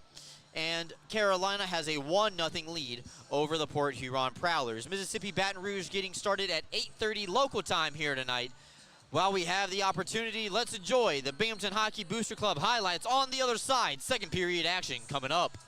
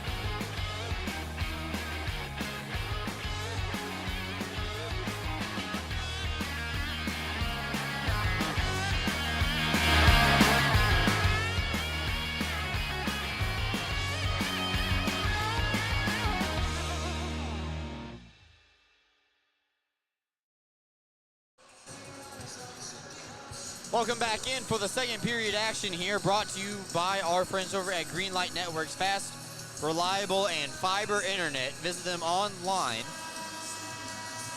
at greenlightnetworks.com, official internet provider of the Binghamton Black Bears. Brooks, it looks like Rasmus Asp has returned to the Elmira bench, so that's a good sign, obviously. We never want to see anyone get injured. No, and that is a good observation by Cole right there. That's also your assistant captain. You want to make sure that you can keep those guys on the ice as much as possible. Gavin Yates flies into the zone. 20 seconds left to go on this power play. Centers up for Ray, and he shelves it. What a shot from Thomas Ray.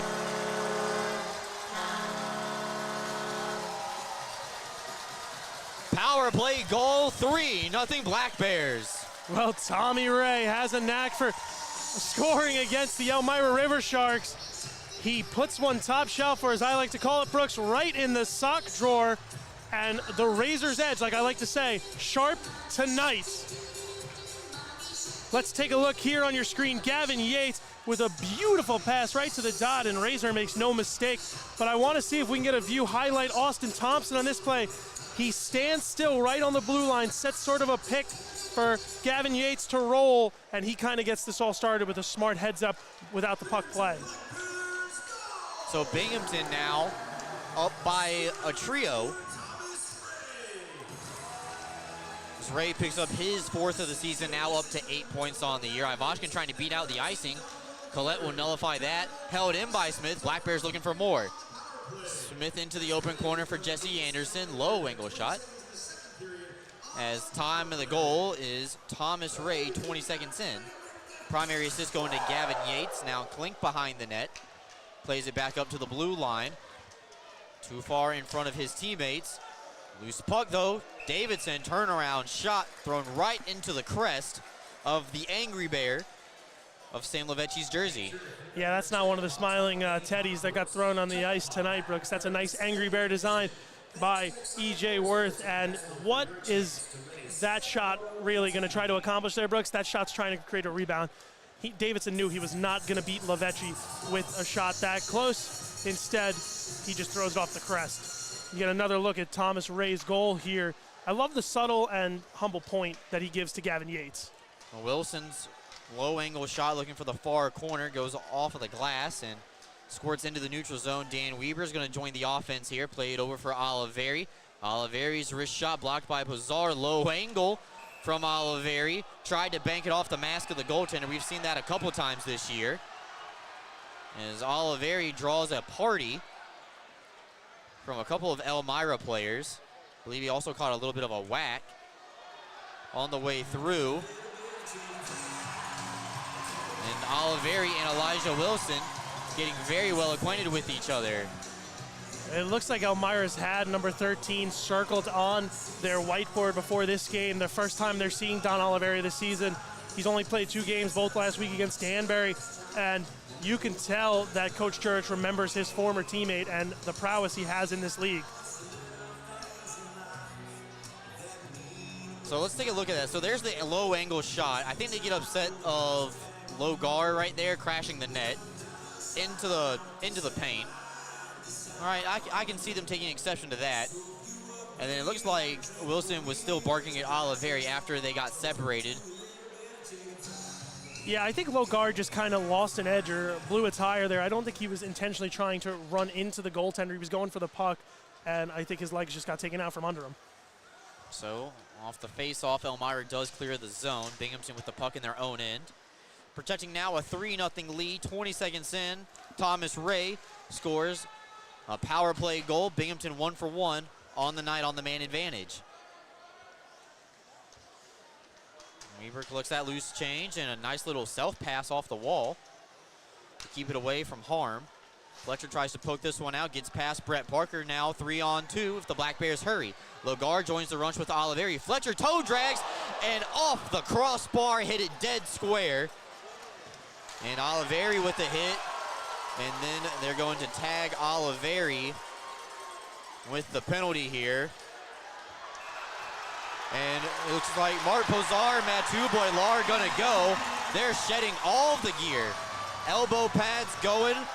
Surprised the helmets stay on. Dead center ice. It's a tango. Boilar and Pozar, heavy right miss by Pozar. Boilar grabs some more rights missing. And Boilar with a big knockdown. Dead center ice. Linesman getting in the way quickly of that one. Oh, that's going to be a fun phone call with Mom later. Hey, honey, how'd you spend your birthday? Oh, I got in a fight with one of the guys on Elmira and knocked him out. But it's good to see Mathieu Boilard doing Mathieu Boilard things back on the ice. I think he just wanted to give Don Oliveri a friend in the box to talk to, but wow, what a tussle from him. They're going to have a few minutes. I think they're spending as much time cleaning up the teddy bears now as they did now. They have to clean up the equipment shed by the 2 guys. So the first penalty will go against Don Oliveri, but We'll talk about that a little bit later. Let's take a look at this replay of this fight. Pozar and Boilar squaring off center ice. And Pozar missed with that big right to start. Boilar gets his right hand free, and look at this connection. Right on the side. Gonna have to score that one for Boilar. Gets the extra points for the takedown as well. I love watching him kind of get the hand up saying, let's to the crowd, let's go, let's go. And look at the little smile he had. Oh, it's good to see number 28 back in the skates and back on the ice. And the Rocky theme music as well. I just heard that. I love that. Good work by Pete, the DJ. Being right on top of it. That's pretty cool.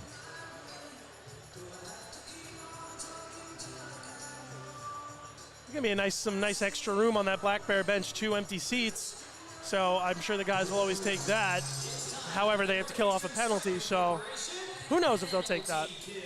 But let's take a look at this tussle again. Boilard just goes in, weathers a little bit of a storm from Poser, gets the hand free, hypes up the crowd, takes one more punch, and then boom, down goes Poser. So Mathieu Boilard, you can put that one on your highlight reel. You know, he was talking earlier this week about his first fight that happened in the Black Bears inaugural season. Cole, do you know what happened 5 seconds later after Boilar won his first fight? Oh, trying to think back. Boilard, he's very upset. Fights a lot. It's overshadowed. All right, collect your thoughts for a second. Oh, I know exactly what it was. Okay, so now Elmira is on the power play. They are 15.5% on the year, near the bottom of the league, but a golden opportunity here to get on the board here tonight. Wilson's wrister, kicked out by Lavecchi, rebound, not held in, and now Kirkby's gonna come short-handed with Thompson. Thompson in alone, denied by Colette. That would have made it 4, and the illustrious Berger goal would have been on the board. Davidson cuts in through traffic, his shot's blocked, and it goes off the netting and into the crowd here with 17-17 left to go. All right, Cole, do you have it figured out? What happened 5 seconds after Mathieu Boilar's first fight of his pro career? I'm going to guess, if you're saying it was overshadowed, I think it was when Trevor Babin and Owen Liskowitz threw the gloves down and went for the fisticuffs. It is. Yes! It is. So Cole's been on top of it. Cole is the longest tenured intern in the Black Bears. He's been a 3-year intern. And when do I get to shed that title, Brooks? Well, we'll talk about it. Nice. Wrist shot denied, and Trezera cashes in the rebound, and Elmira is on the board. So both teams 1 for 1 on their first power play.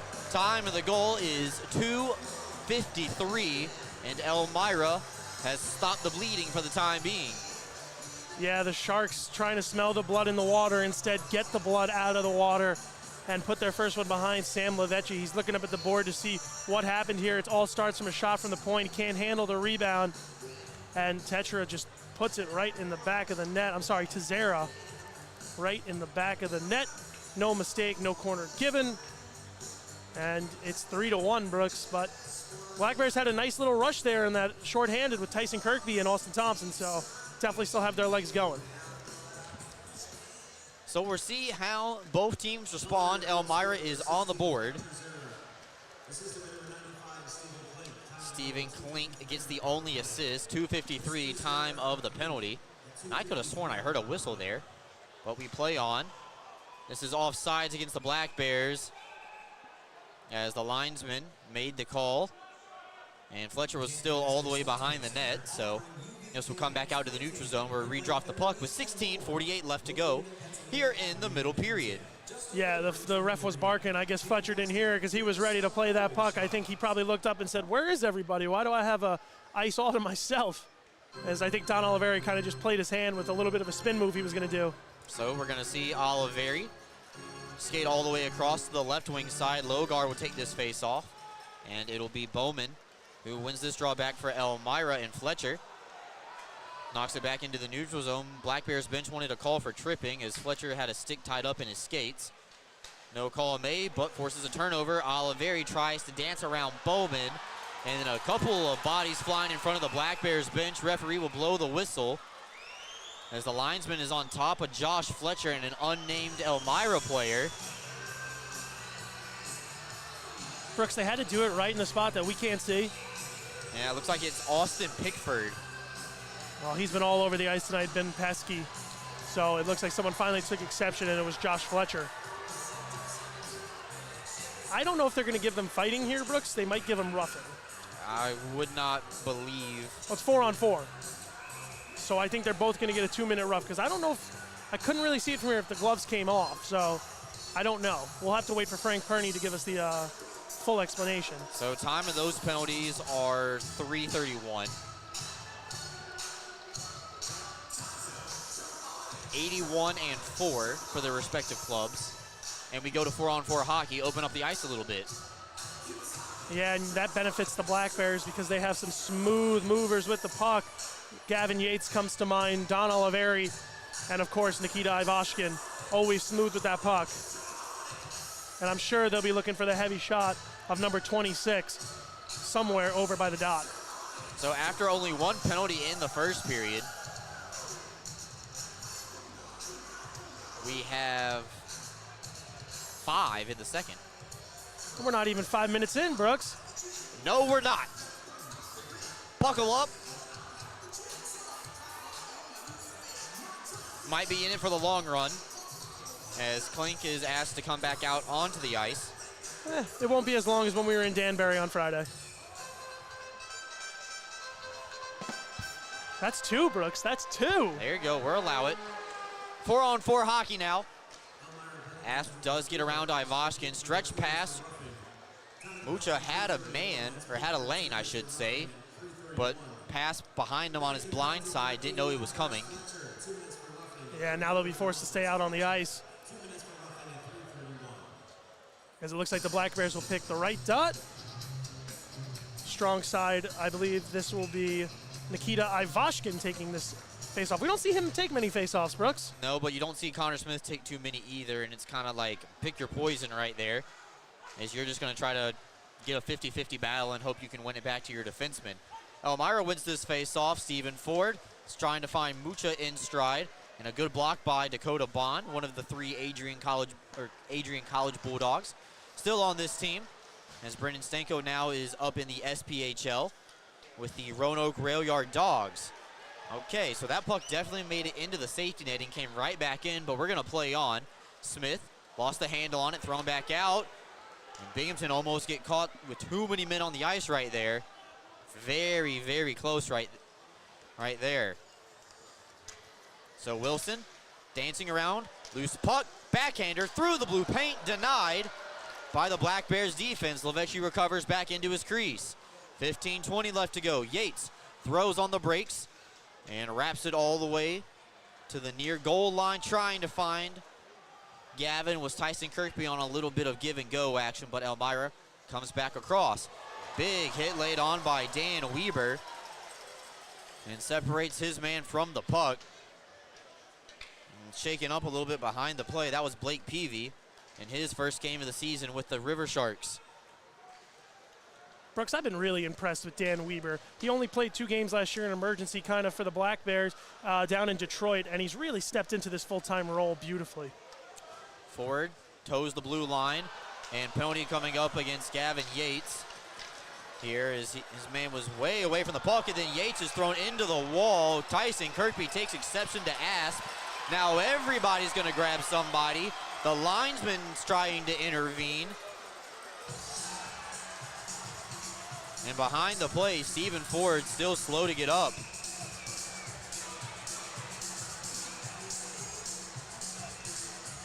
So penalty is going to be handed out here.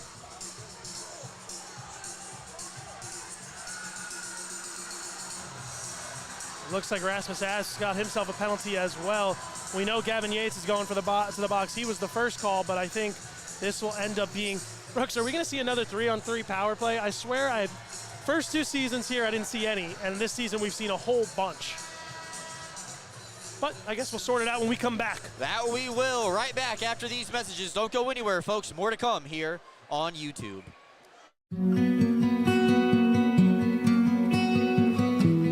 Advancements in new clinical therapies are made possible by heroes like you. Velocity Clinical Research is looking for volunteers to participate in clinical research studies. Compensation is provided. There's a Velocity location near you on Upper Front Street in Binghamton. Learn more about participating and becoming a Velocity medical hero today.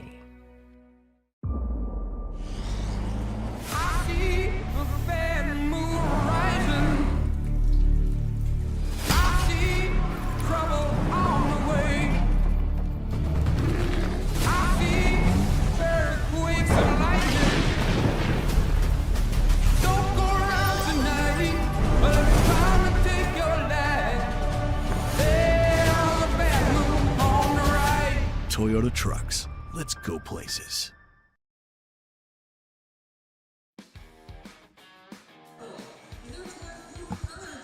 Well, the penalty box is filling up like a pack of sardines here tonight, as 4 Black Bears are now sitting down, and I also think they've run out of space on that bench, as Boylar, Fletcher, Yates, and JT Walters, I believe, are occupying the sin bin for the Black Bears. Well, you know what, Brooks? We've run out of space many times on our penalty sheet. Only fair they get a taste of their own medicine and run out of space on the bench, wouldn't you think? So here's the replay. Yates took the initial call. Then I believe Asp is going to get one for boarding or holding. And then I believe JT Walters got the penalty for this right here that you're seeing on the screen.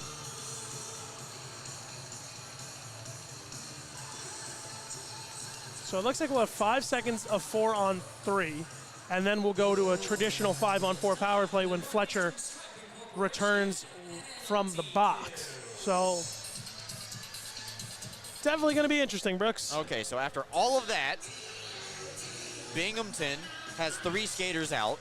Elmira has 4. Fletcher returns in 5 seconds. That'll not be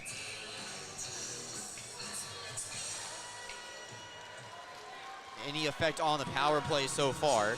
So Kirkby does a good job of winning the face-off. Fletcher will join the play, and now this is a traditional 5-on-4.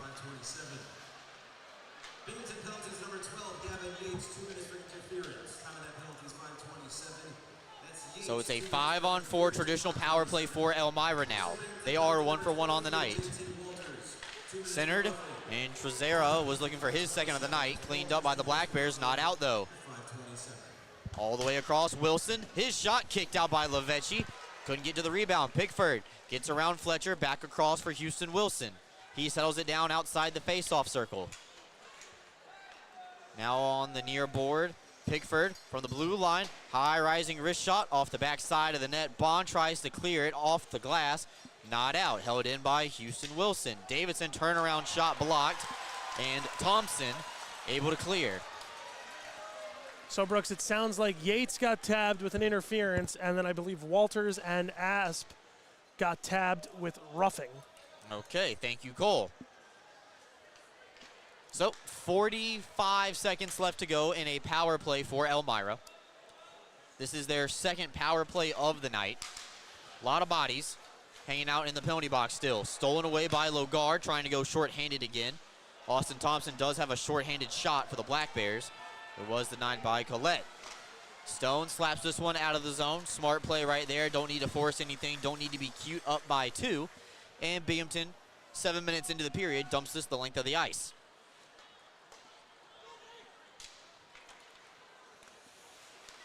Vartiainen, a little bit too far in front of Stephen Ford, and that'll allow this puck to be thrown down. Actually, it was tipped at the blue line. That will work out for the Black Bears. It slowed it down a little bit, allowing Binghamton to take off some more precious seconds. Gavin Yates has returned, and we are back to 5-on-5.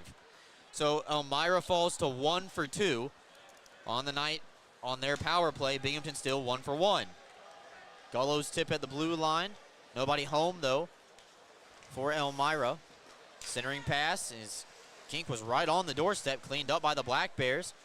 Slap shot off target was blocked by Weber. Ivashkin trying to muscle it out of the zone, but Gavin Yates will slap it out past the red line where Ford has to retreat and pick it up himself. Steered in on the backhand. Lavechi will direct traffic. Nice pass off the back of the net from Oliveri. Thompson does get it out into the neutral zone and stolen away now by the captain, 2-on-1 with Ivashkin. But the Black Bears have a penalty, and the trail official calls a high sticking call against Austin Thompson. And the Black Bears headed right back to the Northeastern Striping Corporation penalty kill. I didn't see this one, Brooks, so I'll be waiting to watch it on the Heinz Energy replay as Walters and Boilard are left. It looked like just a subway train in New York City opening. How many people just flooded out of that box, Brooks?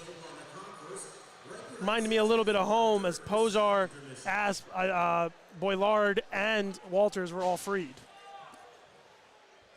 So 8:16 is time of the new penalty for the Black Bears. And like I said, one penalty in the first. Here we go in your Heinz Energy replay. It's going to be behind the play. Austin Thompson kind of falling, gets the stick up. You got to be careful with your stick, Brooks. It's going to get you a penalty if you don't keep both hands on it and you're not careful. Yeah, good work by the video crew and Josh and his team. Excellent as always, second to none in the league.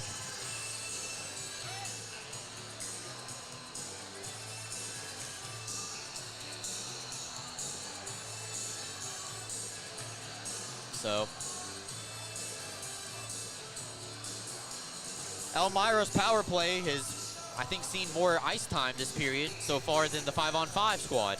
Well, definitely special teams between the 4-on-3s, the 4-on-4s, the 5-on-4s, so definitely getting their practice in. Now, Klink, he's adding up a lot of minutes here tonight. I've noticed him on the ice basically the entire time. Seems like him and Brett Parker, I should say, are always on the ice, either one of the two. Wilson into the slot for Davidson, a shot just wide. Scramble on the far side post. And it makes its way back up towards the blue line. Pickford steers it on the backhand. Klink trying to get it on his forehand. Finds it over for Wilson. Left the puck behind.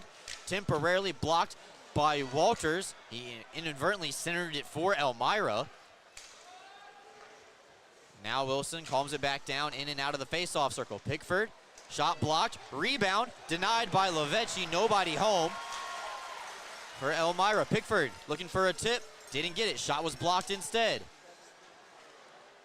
Klink with a nice little move, tries to shelf it, blocker side, off the glass and up to the blue line for Wilson. Black Bears been out there for a while, and Lavecchi finally settles it down. And Binghamton will get 4 fresh bodies on the ice. Elmira will send all 5 to the bench and get 5 new man-up specialists. That puck kind of stung Lavecchi. It got him a little high right under the mask. He just missed his neck, I think, which would have been bad. But this Elmira power play looked strong. They were moving the puck around. They were getting opportunities, and it's just Sam Lavecchi who looks stronger. So Wilson steers it in behind the goal line. That allows Gullo to retrieve after it. Now forward at the blue line. Back across, a slap shot. I think that went off the outside of the post. Or maybe a toe save by Lavecchi. Ford's wrister blocked by Kirkby, down on a knee. Give and go action, top of the umbrella. Ford tries to settle it down. Good read on that pass by Dan Stone as it makes its way back up to the blue line. He knocked it right off the stick of Gullo, below the dots. Now Wilson, his wrister, and he puts it top shelf, and Elmira scores once again on the power play with 11 seconds left to go in the man advantage.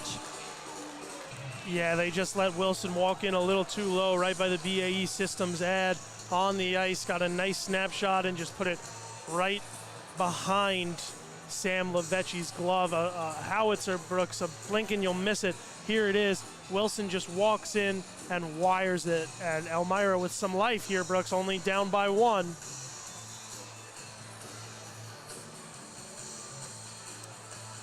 Jesse Anderson, the assistant captain, with some words of encouragement for his goaltender. As Binghamton has given up the last 2 goals here, and the arena has started to feel a little quieter. Weaver will reverse it around the wall. Boilar up to Ivashkin. Binghamton's played the entire period essentially on the penalty kill, but look out, here comes Jesse Anderson looking for his first goal of the season. And it's just that kind of night for Anderson when you've been fighting it 15 assists, leads the team, I should say active members on the team, and helpers, but just hasn't been able to find the back of his net for himself. Ivashkin's offsides at the blue line, sends us to a media timeout, getting a little bit closer here in the middle period. Elmira cuts the lead down to 1. Black Bears on top 3-2 right after this. Fans, the Black Bears will be back here at home on Friday night, December 15th at 7 p.m. to take on the Danbury Hat Tricks. Make sure to come early and take advantage of the 2-for-1 beer special that runs through the end of the first period. Grab your tickets now at binghamtonblackbears.com. Can't wait to see you here.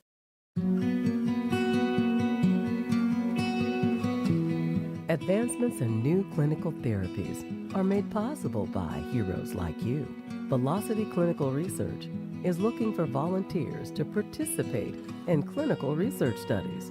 Compensation is provided. There's a Velocity location near you on Upper Front Street in Binghamton. Learn more about participating and becoming a Velocity medical hero today.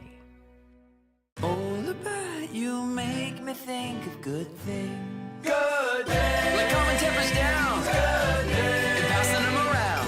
So stand up and cheer. Well, that's good beer. Good thing. Share a good-natured Canadian Pilsner.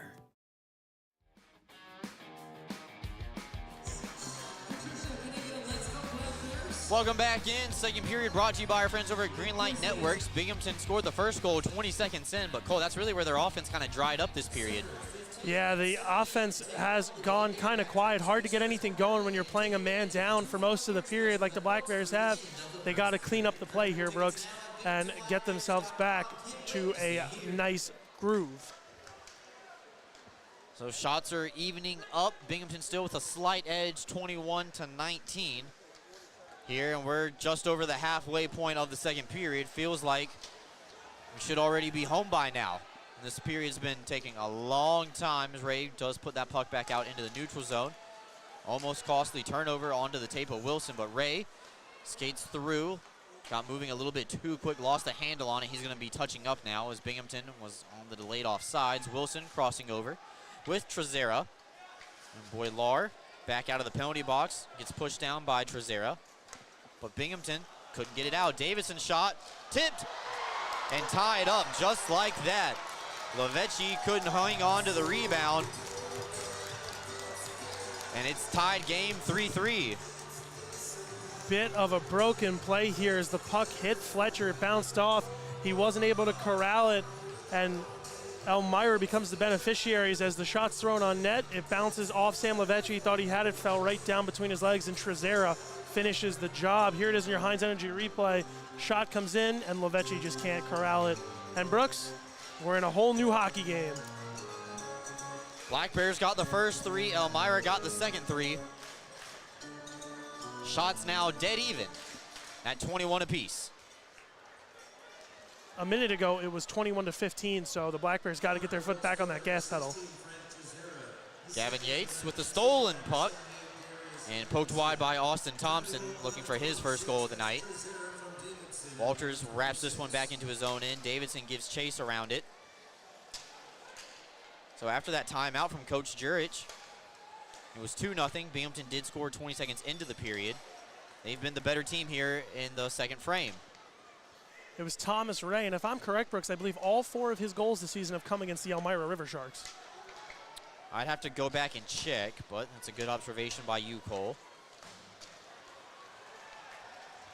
Now Yates over the blue line. Back across for Thompson, 2-on-1, trying to saucer it up right into the behind of Rasmus Asp, who's back out there on the ice. Soilus overskates it. Ivashkin touches up. And off sides is Austin Thompson making his way over to the door. A great defensive stop a few seconds ago by Rasmus Asp. A lot of talent coming over from that Delaware team. You wonder how they couldn't figure it out earlier, but Asp really looks strong since he's joined the Elmira River Sharks. He's been one of the backbones for this team. As here you get a view on your replay.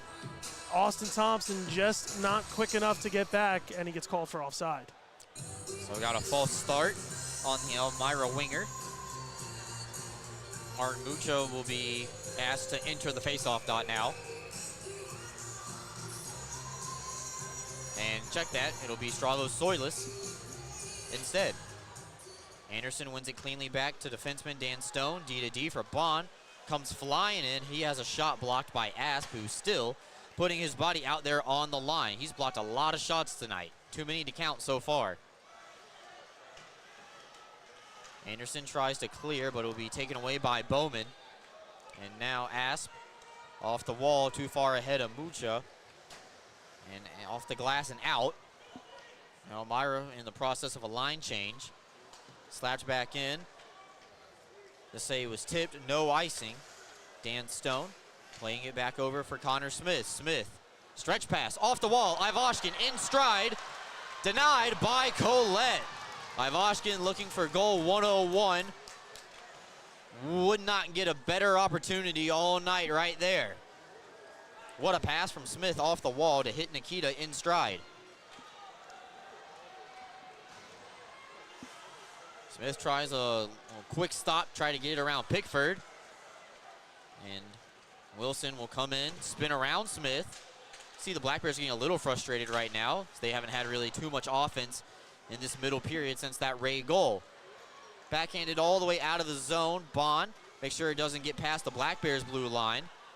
And Wilson got a little bit of a stick on the way through. Stretch pass on the tape of Ford. 2-on-1, tried to shelf it off the glass. And gives a rough ride into the boards. Binghamton trying to stretch the ice here off the skate of Jesse Anderson. Collette out of his net and a misplay by the goaltender, almost connecting with Jesse Anderson instead on the takeaway. Jesse's been so close to getting his first goal of the season in so many points, Brooks. I'm sure he's just itching to get that off his back and get himself on the score sheet instead of an A with a G. He must be thinking, looking up to the hockey god, saying, what do I have to do? What more do I have to prove to get a goal here?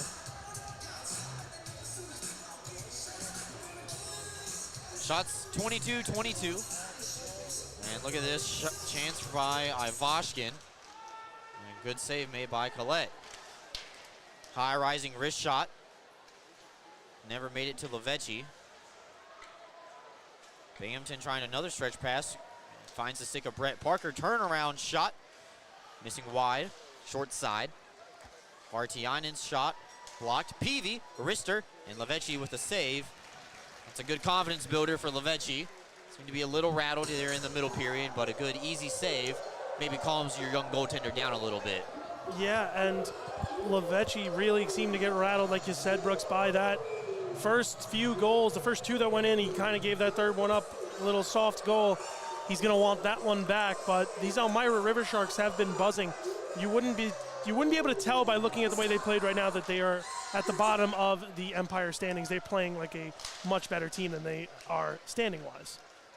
Fletcher lost his stick temporarily, does pick it right back up. He blocked a shot, and I think it went right off of the shaft. The zone. Elmira tries to hold it in at the line. It'll be taken away by Fletcher, stretching up to Logar. Back over to Oliveri, makes one man miss, backhand denied by Collette. One of Oliveri's better chances here tonight. Under 5 minutes left to go here in the second period, all tied up at 3-3. I've been really impressed with this line, Brooks.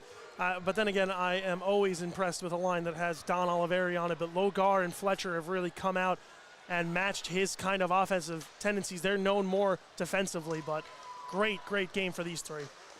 Link shot, blockered away by Levechi. Parker does get over to the rebound, but he has to wrap it in as Elmira is offsides. 4:20 left to go here. Second period action. 3-3. Haven't solved anything yet. Off the wall for Thompson. Tries to corral it. Soccered away by Kirkby. His wrister partially blocked. Yates over to the rebound. Starts his engine, but left the puck behind. As Bazar plays it up, one touch to Soilis, and now Elmira comes back the other way. Soilis stretching it over for Mucha. Too far out in front. Gullo below the goal line. Had it stolen off of his stick, and now over to Austin Thompson. Black Bears come across the line, 4-on-3. Yates away from the dots. Loose puck trickles into the crease, but Collette melts it down. 3:42 left to go. We're tied at 3. Back with you right after this on YouTube. You can experience gig speeds with Greenlight Networks.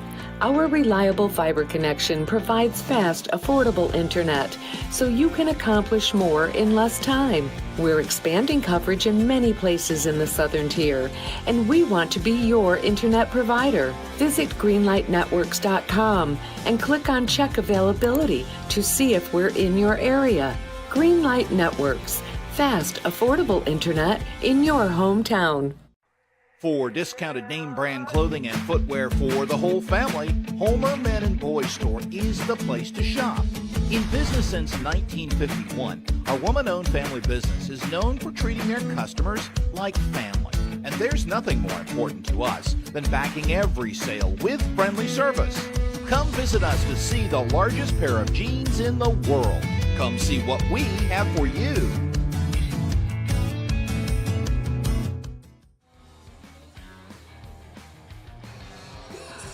Welcome back in, second period action.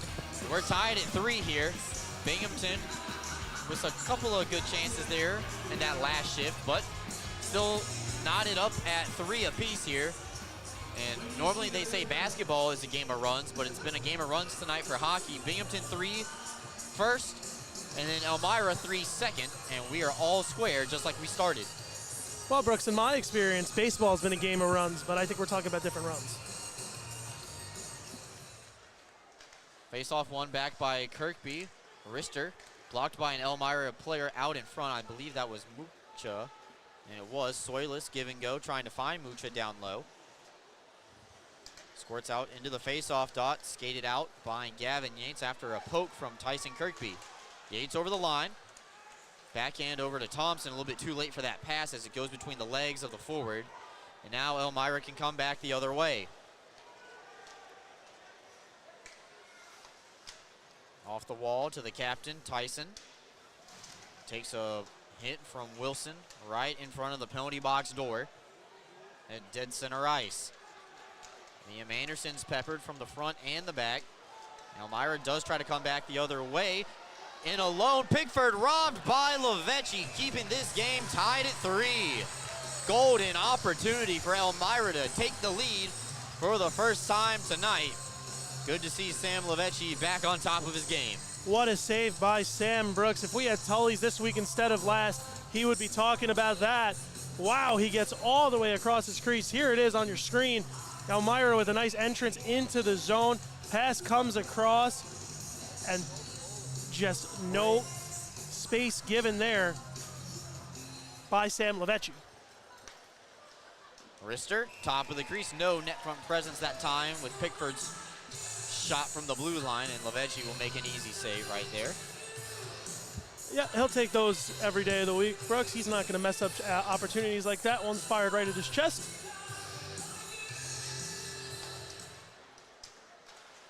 Ford plays it off the wall. And Ivashkin could not corral it at the blue line. Ford keeps it in. Anderson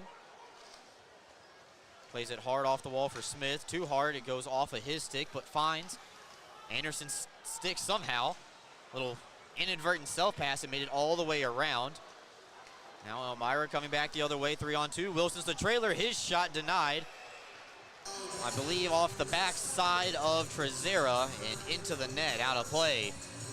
Well, Elmira's overtaken the Black Bears in shots now. Brooks, they lead by just 3, but Binghamton, who was leading the shots for most of the game, seems to be kind of giving way to Elmira's offensive output here. Don't forget, folks, got the Excite Motorsports Intermission report coming up. Just a couple of minutes. BV couldn't handle that puck. It's a 2-on-1. Oliveri and Ray. Oliveri on the backhand. Tried to center up for Ray, looking for his first multi-goal game of his career. Dan Stone, blue line wrister, blocked off the hand of Davidson. Puck stays in the offensive side. Bond fakes the slap shot, opens up a defender. Little give and go action on the half wall is thwarted by Elmira, and Rasmus Apps skates away. Davidson actually, rather, not 77. Makes its way to Lavecchi, and here just put his glove on top of it to melt it down. Binghamton getting a little too fancy in the offensive zone, Brooks. They need to get more pucks on net and create some rebound chances. They're not really doing that right now. They're trying to make one too many passes.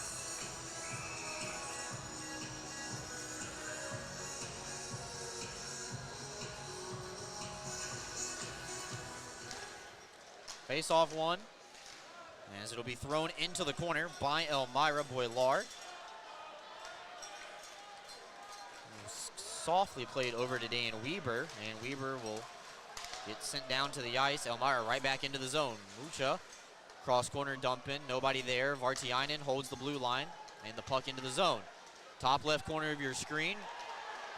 Got a big tie-up right there. I believe Dan Weber just took down 2 Elmira players. And now he skates through the zone. Gets through all 3 lines.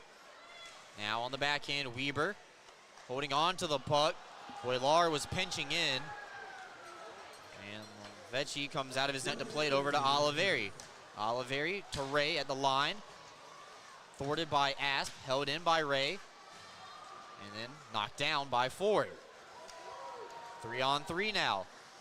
Asp left the puck behind, and Ray will pick up the loose change. Nobody changing for Elmira. Ray skates across the line, gets out wide, takes a whack from Parker, centered up. Almost had Tyson Kirkby right in stride. Liam Anderson, loose puck. It's in the skates of Ray, and then cleaned up. Ray will go for a change. Thompson will take his spot. 25 seconds left to go in the middle period. Something tells me Coach Brand Sherwood's not going to be too happy about this period from his team surrendering their 3-goal lead. I have to agree with you right there, Cole. 10 seconds left. Walters takes a look up at the board. Binghamton, a final push if they want it. Nope, they don't. Myra will skate into the locker room, tied up at 3. They grab all 3 of their goals in the middle frame. Binghamton scores the first, but we got 20 minutes and maybe some more to figure out what's going to happen in this one. So don't go anywhere, folks. We have another edition of the Excite Motorsports Intermission Report coming up after these messages. Elmira 3, Binghamton 3, right back after this.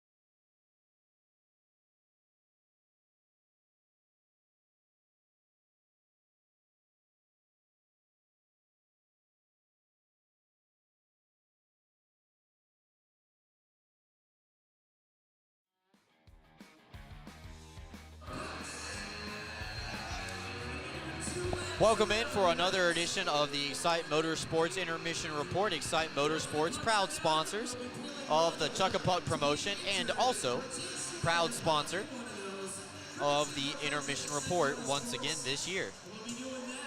It'll be a long intermission report here, as we have a lot of goals to talk about a little bit later on in the show. But a quick look at the Columbian Mutual Life Insurance stat sheet.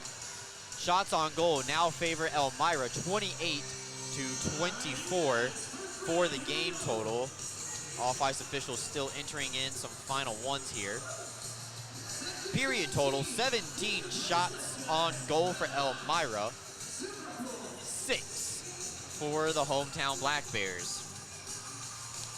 And that is a little just off-brand for Binghamton, but they did spend a majority of that period on the penalty kill. And that's no fun for anybody, as Elmira is 2 for 3 on their power play. Yeah, they started to seem to slow down with their feet, didn't get the skates moving, getting the stick in the way, taking some penalties, and it really affected them momentum-wise, and the Black Bears just didn't seem to recover from that in the period. I would say that was easily one of the lowest periods we've seen here at Division's Veteran Memorial Arena this year. I believe you are actually right. What do you mean actually? I'm usually right, Brooks. Let's not push it. All right. So, period shots 17 for Elmira, game total of 28. Binghamton, period total 6, game total 24. As they have another pass here on the Excite Motorsports Chuck-a-Puck promotion. Looks like a couple are making their way in. I've begun to figure out the strategy is you got to try to throw it off the backboard with that Excite Motorsports sign. I'd be too tempted to hit Trevor, but that's just me being mean. Oh, that's why you're up here, not down there anymore. Yeah, that's a good point. So that's a look at the Columbian Mutual Life Insurance stat sheet. Columbian Mutual Life Insurance has been protecting families in the Southern Tier for over 140 years. When we come back, we'll take a look at the out-of-town scoreboard, get Cole's analysis on the period, and find out what's going to happen here in the third period. Don't go anywhere, folks. More coming up on the Excite Motorsports Intermission Report right after this. Whether you're a high school or college athlete or a weekend warrior, Guthrie is the area's premier sports medicine program, offering injury evaluation, concussion management, physical therapy, and more. With a full team of providers across New York and Pennsylvania offering same or next day appointments, Guthrie gets you back in the game as quickly as possible. Call the Guthrie Sports Medicine team today at 866-GUTHRIE or learn more at guthrie.org/sportsmed. Are you looking for a new place to live? Lofts at JC is the official housing partner of the Binghamton Black Bears and the only luxury housing provider offering both 2 and 3 bedroom units, fully furnished for a modern living lifestyle. Lofts at JC is centrally located in the heart of the Tri-Cities area, located at 128 Grand Avenue in Johnson City. Housing applications are accepted online at loftsatjc.com. Once again, that's loftsatjc.com.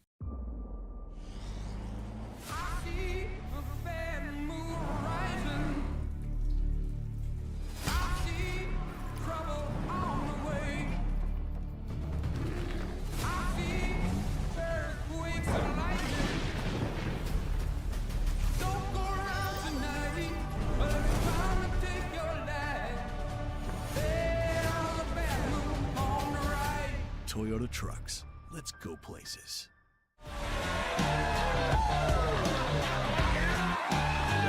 Jersey, bring us the Hennies! Yeah! All right, I got the Hennies. Tommy's out, eh? Oh, yeah. Cheers, baby. A win like that calls for a real celebration. Oh, yeah. I have one on the back. Magic 101.7. Best radio station. Keeps getting better. Better music selection. Best ever. Makes me feel better. Number 1 for music and fun. It's like the best ever. Magic 101.7. 100% local.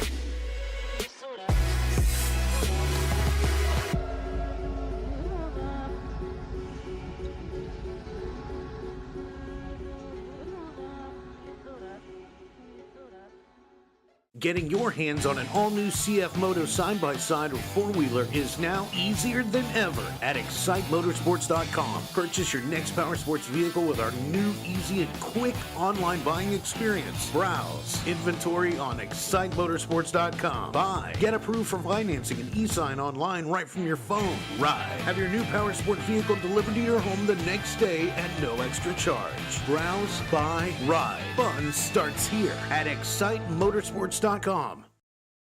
Experience the new way to watch your Black Bears play all season long, at home and on the road, free on YouTube. You can experience gig speeds with Greenlight Networks.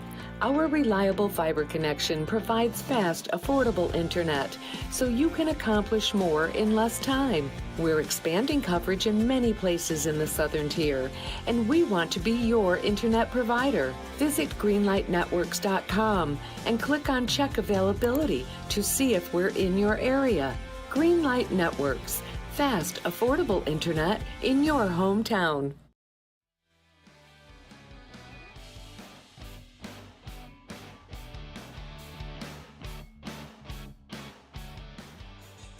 Welcome back in. Excite Motorsports Intermission Report. Excite Motorsports Browse, Ride, and Buy. free next day delivery to New York and Pennsylvania. Visit them online anytime at excitemotorsports.com. Well, we know how we stand on this one. Before we get to Cole's analysis of the second period and keys to the third, why don't we go ahead and take a look over at the out-of-town scoreboard. Find out what's going on across the league and see if the games are just as good as this one that we have right here. So it looks like Columbus has scored 3 in a row, like both of the teams here tonight. They lead the Blue Ridge Bobcats 3-1 on the road. Danbury on top at home 3-2 over the Motor City Rockers. That game's still in the second period. Carolina in the second period leads Port Huron 2-0. That'll be the next Black Bears opponent. Winston-Salem next Friday and Saturday night. Mississippi and Baton Rouge underway, but has no score yet. That in the Raising Cane River Center. So, Baton Rouge and Mississippi looking for the game's first goal. Carolina leads Port Huron 2-0 in the second period. Danbury leads Motor City 3-2 in the second. And Columbus leads Blue Ridge 3-1 also in the second period. That's a look at our out-of-town scoreboard. We will do so during the La Quinta Inn and Suites postgame show once again at the end of tonight's broadcast. So, Cole, to keep it on brand with teddy bear toss and pajamas and what nonsense, looked like the Black Bears were caught in a dream in that second period, and they got woke up by a nightmare. Yeah, it seemed like they got caught sleeping a little bit, Brooks. They really didn't get their feet moving much. They took penalties, and they just let Elmira get back in this game, which if Binghamton maybe adds 1 or 2 more goals and keeps Elmira off the board, it would have been a nice, easy snooze fest through the third period. But instead now they have 20 minutes to come out here and get 3 points. Otherwise, they'll be walking away with either 1 or 2. Yep. So we will see what happens with the final 20 minutes of this one.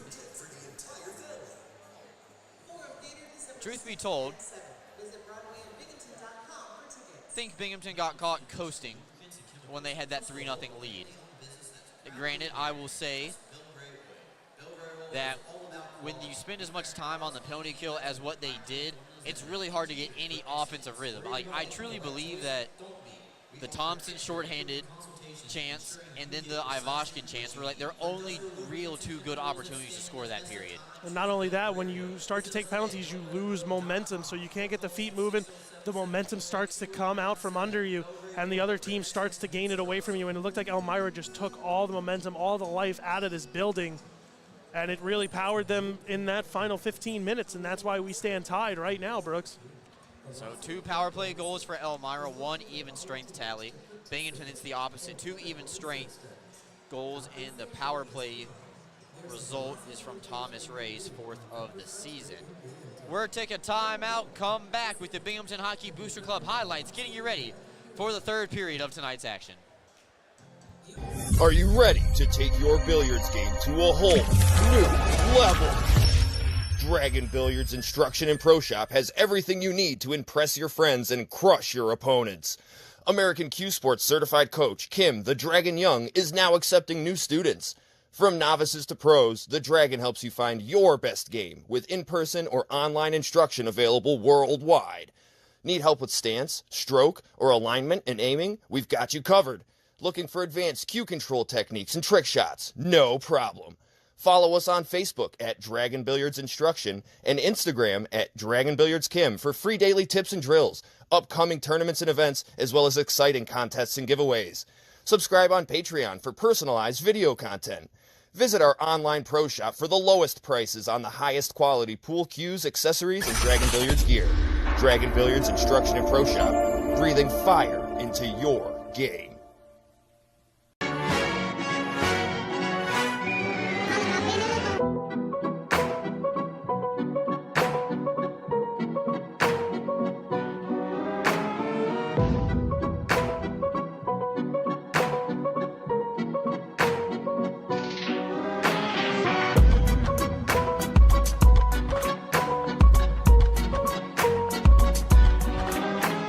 When you care care about something, you take care to protect it. The family that depends on you, and the future you're planning for them. You'll have your own college stories too someday. With sound advice, smart strategies, and a broad variety of life insurance options, Security Mutual can help provide for the people you care about and also help you reach your financial goals. It's a sound plan. The time to start thinking about college. And retirement is now. Security Mutual Life, the company that cares. Get access to exclusive player events, monthly parties, and road trips to away Black Bears games. This is what you get when you become a member of the Binghamton Black Bears Booster Club. Stop by the Booster Club table behind Section 4 at the next Black Bears home game, pick up a 50-50 ticket, and sign up to join for just $10. Stay up to date on the Booster Club by liking their Facebook page, facebook.com/Binghamton Black Bears Booster Club. Monthly meetings with players, road trips, and a whole lot of fun when you join the Black Bears Booster Club.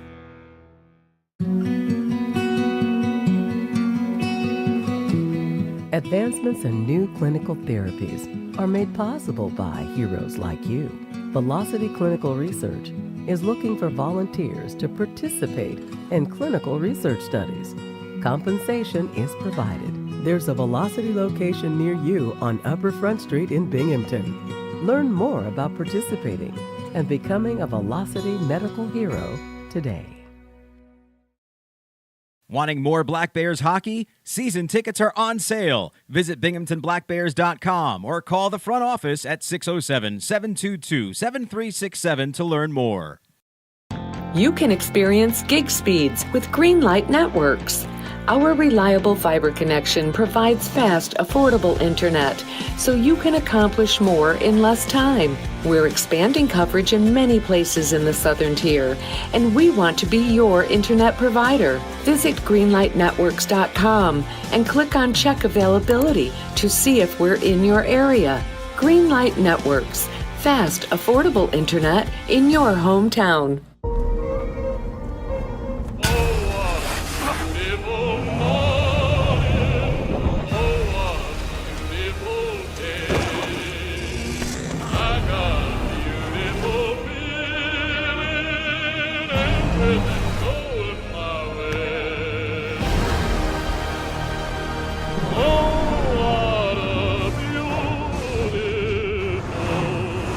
Toyota Trucks. Let's go places. Welcome back in. Excite Motorsports Intermission Report getting ready to wrap up here. 3-3 contest, just like we started even on the scoreboard. Shots on goal favor the visitors from Elmira, 28-24. Their power play is 2 for 3 on the night, as Binghamton could not stop the parade to the penalty box in that second period. Let's go ahead and take a look at the Binghamton Hockey Booster Club highlights when we come back. Third period action between the River Sharks and the Black Bears.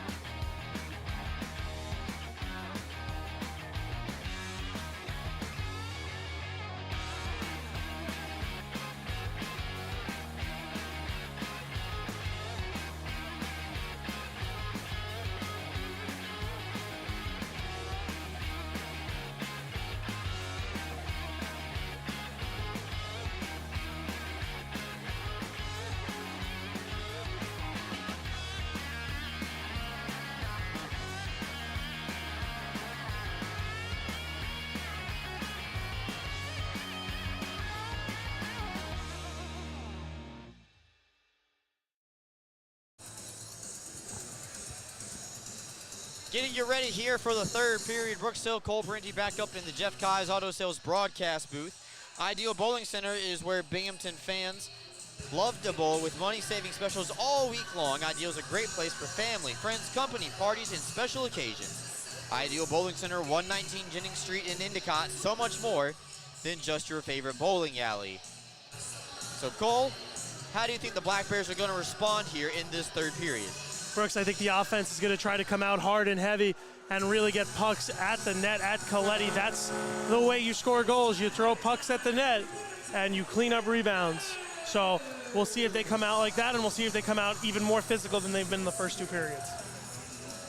That's the voice of Cole Parenti. Elmira back out on the ice as Binghamton makes their way out on the tunnel. It almost feels, you know the game is tied, but you almost feel like Binghamton's losing right now, the way that period ended, right? Yeah, because they were up 3-0, and to give up 3 goals, I know it's called the worst lead in hockey, but it stings and it takes all the wind out of you and all the energy out of your feet. So Coach Sherwood, I'm sure, is going to right the ship and get these guys going. As you see, Don Oliveri, he's getting ready. Tyson Kirkby, Mathieu Boilard, and Don Logar and Fletcher will be the first line tabbed here with Walters and Anderson. So how the Black Bears started the game, they'll start the third period. Fletcher's had a really good night. I've noticed that. Doesn't have a point, but just because you don't have a point doesn't mean you're not doing the right things. Yeah, and you know who else is like that, Brooks, I wanted to highlight is Liam Anderson. He's been hustling and getting the puck moving with his new partner, JT Walters. So face-off, going to be pushed back into the Binghamton zone. Klink, one-on-one with Liam Anderson, like Cole mentioned. As that puck will be knocked away by Oliveri, swept up to the blue line, but held in by Pozar. Tipped on the way through on his wrister. Off the glass, stays in play. And one-on-one, Oliveri, Asp already backtracking. Doesn't want to give Oliveri any free space, an opportunity to skate one-on-one. Down behind the net, Liam Anderson turns his head around and steers it over for Logar, trying to center it to Oliveri, camped out in between the hashes. And Elmira puts it back out into the Binghamton end. Oliveri thought he caught a stick up in the mouth. But they say play on. Klink tries a spinorama. Looks like we're going to have a penalty. Kirkby definitely got caught up high, and he looks like he's in some serious pain here, Brooks, as he makes his way to the bench. So Binghamton back on the power play. They didn't have one in the second period, so we'll see if they can get themselves going here. A second one of the night for the Black Bears. And Klink is headed to the penalty box for the second time tonight. High sticking is the call. Third period, didn't take long for us to take a penalty. Elmira guilty of the infraction, 55 seconds in. And the Black Bears power play, 1 for 1 on the night, has an opportunity here. They're going to start with the second unit, Anderson, Ivashkin, Bond, and Logar. Held in by Bond at the blue line. Elmira pressuring hard out on the points. That pass from Smith takes a bounce off of Bond's tape, and it'll make its way back in to the Binghamton zone. So Pickford with a push all the way at the offensive blue line against Logar. And Smith now throws on the brakes as he enters the zone. Does get it behind the goal line. Ford will chop it around, but Jesse Anderson's waiting for the loose puck. First try, didn't get it deep, but Bond settles it. Offensive possession, tipped just wide by Ivashkin. So Logar in and out of the face-off dot. Low to high action. And D to D. Anderson fanned on a pass, and Peavy throws it, and that goes straight into the crowd. And that should be delay of game. Binghamton pleading to the officials. And it looks like the pleading's going to work. The doors opened. They're going to talk with the linesman to confirm. And delay of game is the call. So a 5-on-3 opportunity here for the Black Bears. Blake Peavy, first game of the season, guilty of the infraction. Delay of game, puck over the glass. It's been a bit of a tough night for Jesse Anderson tonight, Brooks. He's getting opportunities, and he's just getting bad luck, bad bounces. I'd be looking at him to see if he's the X factor, and it looks like Brant Sherwood's going to use this timeout to really get his troops together with 1 minute and 6 seconds of 5-on-3 time. I would say this could be the game if you can convert twice on this power play, but we've seen Elmira come back from already 3 down this game. So I like this use. You're probably not going to get a 5-on-3 again tonight. The odds are not in your favor there. And historically, the Black Bears are not the greatest on the 5-on-3.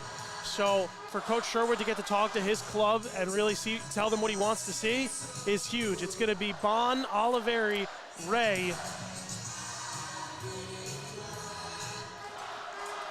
Yates, and Kirkby will be the 5 the Black Bears sent out. Gullo, Asp, joined by Posar for the River Sharks. The River Sharks' new additions have looked strong tonight, Brooks. Peavy's had a good game, even though he takes a penalty there. He's been buzzing, and Colette's looks real strong in between the pipes. Big face-off for the Black Bears is won by Gullo. Asp tries to clear. Not enough on it, held in by Oliveri. Allows Binghamton to get set up. Nobody steps to Bond and scores right away. Dakota Bond, his first as a Black Bear, and Binghamton has the lead once again.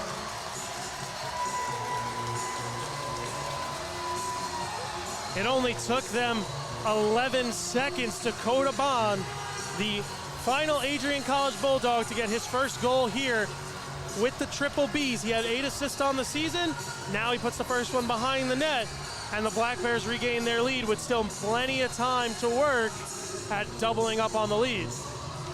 Time of the penalty, 2:01, or time of the goal, 2:01.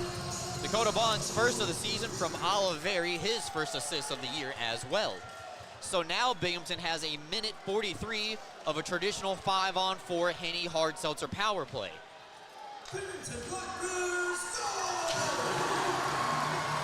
Kirkby saucers it over to Ray, but Binghamton is offsides at the line.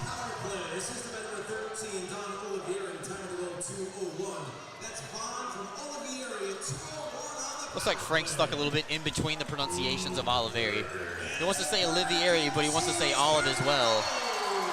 I don't know how many times last year I messed up Don's name. I felt so bad every time I'd go to interview him and mess it up. So, Don, if you're listening, I'm sorry. Ray over to Yates, a little bit too far in front of 12 in green. Binghamton wearing their alternate jerseys for the second time this season here at home. Third time overall. They did wear them up in Watertown on the road. Stretch pass on sides. Thompson holding, waiting for Kirkby. Gets deflected by Stephen Ford. Back up to the blue line for Oliveri. When this group gets set up, I think they're going to be looking for that Oliveri slap shot right down low by the circle. And I think Elmira's looking for it too. They're very quick to fly to Oliveri. Yates does a good job of holding it in at the line. Kirkby over to the open D man. That's Austin Thompson for the time being. Oliveri opening up the defense. Kirkby all the way across for Ray, looking for his second. Got a piece of it. Just sent it wide on the short side. Yates behind the net. Draws the players in. Kirkby now manning the front of the net. Tipped. Captain looking for a backhander like he scored in the first period. It's denied. Held in though. 25 seconds left to go on the power play. Ray starting and stopping his brush down, but quickly gets right back up. Yates dodges a wrap check. One-timer blocked by Elmira and cleared. So Ford, believe, caught that one where the sun doesn't shine. Final push here for the Black Bears. Ivashkin crossing over the line. PV is up and ready. Ivashkin trying to get it on his forehand. Runs out of real estate, trying to get it to Anderson in the skates. Held in though by Boilar. Ivashkin just keeps getting a bad puck luck, and as it bounces end over his stick a couple of times. So Binghamton's power play falls to a measly 2 for 3 on the night, same as Elmira. So both teams 66% on the power play. Yeah, you'll take that any day of the week to go 2 for 3, Brooks. You want to obviously convert more times than not, and when you do that, you feel real good, and you know the power play is cooking and working.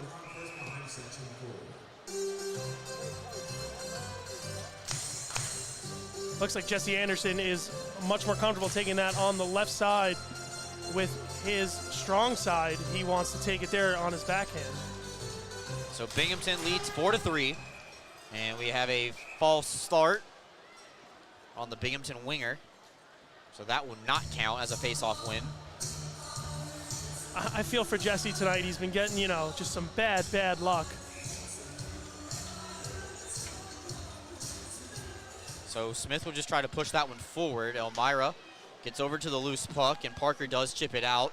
It gets deep enough where the Elmira defense can change if they wanted to, but they do not. Ivashkin on a nice touch pass from Smith. Saucers it out to Anderson, and off the post. Goal judge got a little trigger happy. Puck never went into the net as the red light came on. Soilis, his shot fought off by Levechi, his first save of the period. Mucha left it back for Pickford and reversed around cleanly for Rasmus Asp. Back into the Binghamton zone. Players from both teams changing here as we have just about 5 minutes gone. Boilar, peppered from behind a little bit, does get the puck deep enough to get off for a fresh body. It's Dakota Bond taking his place. Blown tire, though, leads to an opportunity for Binghamton. Oliveri took his eyes off the puck for a split second, lost control. But Logar picks up the loose change. Pushed down by Pozar, D to D, passing Bond, looking for the tip from Oliveri, got it. Back out in front from a very low angle. Logar almost took one and made it 5-3.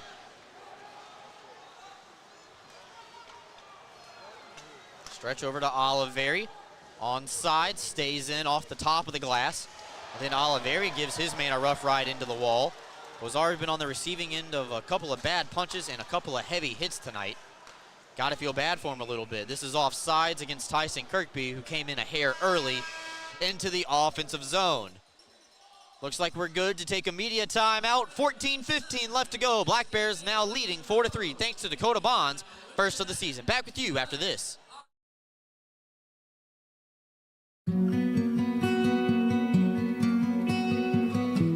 Advancements in new clinical therapies are made possible by heroes like you. Velocity Clinical Research is looking for volunteers to participate in clinical research studies. Compensation is provided. There's a Velocity location near you on Old Vestal Road in Vestal. Learn more about participating and becoming a Velocity medical hero today.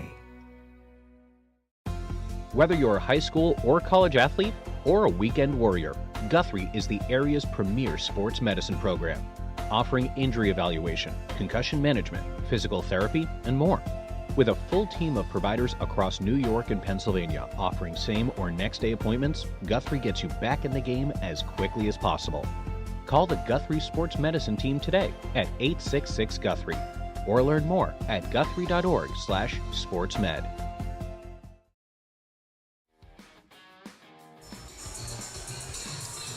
Welcome back in. Third period action. Black Bears now holding on to a 1-goal lead for the time being. Binghamton, only game this weekend. But Cole, what's in store for Elmira tomorrow night? Well, Elmira will head back to First Arena, what they call the Shark Tank, where they will face off with another New York rival, the Watertown Wolves. Will take the trip down from the North Country, and they'll meet up together in Elmira. So Elmira will play tomorrow. That puck is deflected. Now to play, actually it lands in the Black Bears bench, and I think JT Walters was trying to save a fan from catching that puck in the wrong spot. I could have sworn that puck was going to hit the scoreboard. Maybe my depth perception from up here is not too good, but I thought that was going right off the board. Got above the bottom. Brooks, I remember last year you mentioned you'd never seen that, and then we saw it twice right after. Crazy. We did. Dan Stone with a slapper wide of the target, just barely missing on the left side of the post. Getting a good look at the bottom of your screen as Elmira clears that puck out. Trezera's taking a couple of shots tonight, and he's got a goal that tied the game up at 3 apiece. Actually, he's got a pair of goals, excuse me. He had the first one of the night as well for the Sharks. Held in by Binghamton on the failed clear. Stone couldn't, though, as he lost it trying to hit the trailer. 2-on-2. Wilson trying to dance around Jesse Anderson. He's separated from the puck. And that'll allow Stone to circle back.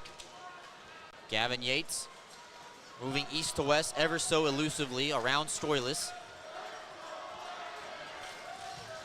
And Pickford now reverses it around, turns it right over to Ivashkin. Trying to get it on the forehand to Anderson, never made it to Jesse Stick. Crowd coming alive here just a little bit, trying to implore the Black Bears to hang on and keep on pushing. Gullo's shot absorbed by Levechi, and hair freeze for a whistle. Much appreciation here from the Binghamton faithful, letting the team know that they are enjoying what they are seeing. And what they are seeing, Brooks, is first place hockey, as Binghamton has been dominant to start the season, but still some work to be done here, only up by 1 with 13 minutes to go. Face-off won back by the River Sharks as Ford will play it off the kick plate behind the net to a wide-open Captain Soilis. Ford, though, was preoccupied with Ivashkin, vacated his spot, and that allowed Ivashkin to skate into the offensive side. Ivashkin, backhand, skating through. Liam Anderson, tipped wide. Ivashkin knocked down in front of the net, and then takes a whack from Ford in the blue paint. Ivashkin trying to make his way back up to his feet. I believe his stick is caught, or skate is caught in the stick. Looks like they're going to separate. We play on. Ford missing, and Ivashkin with an incredible tip right into the belly of the goaltender. Connor Smith just dodged a hit. Old school hip check failed, and I believe it sent Soilis down to the ice instead. Yeah, there you see it on your screen. What a nice little dip and dodge right there from Connor Smith. Hello, goodbye. And then throws this puck on net. Nikita comes out almost nowhere to get a tip on it, but Collette, strong on his skates, able to find it. Fletcher backhands a shot wide of the target on the face-off. Ray out there with Oliveri as the forward group. Ray stays on the forward check. Goes off the referee's skate. Oliveri backhander to an open area. Ray will be the first man to it. Starts a high cycle for Dan Weber, but Weber electing not to pinch there. Instead gets back on defense. Could work out for the Black Bears. They got numbers back. Davidson against Weber. Shot through traffic, blocked by Weber, so we're really glad he didn't pinch right there.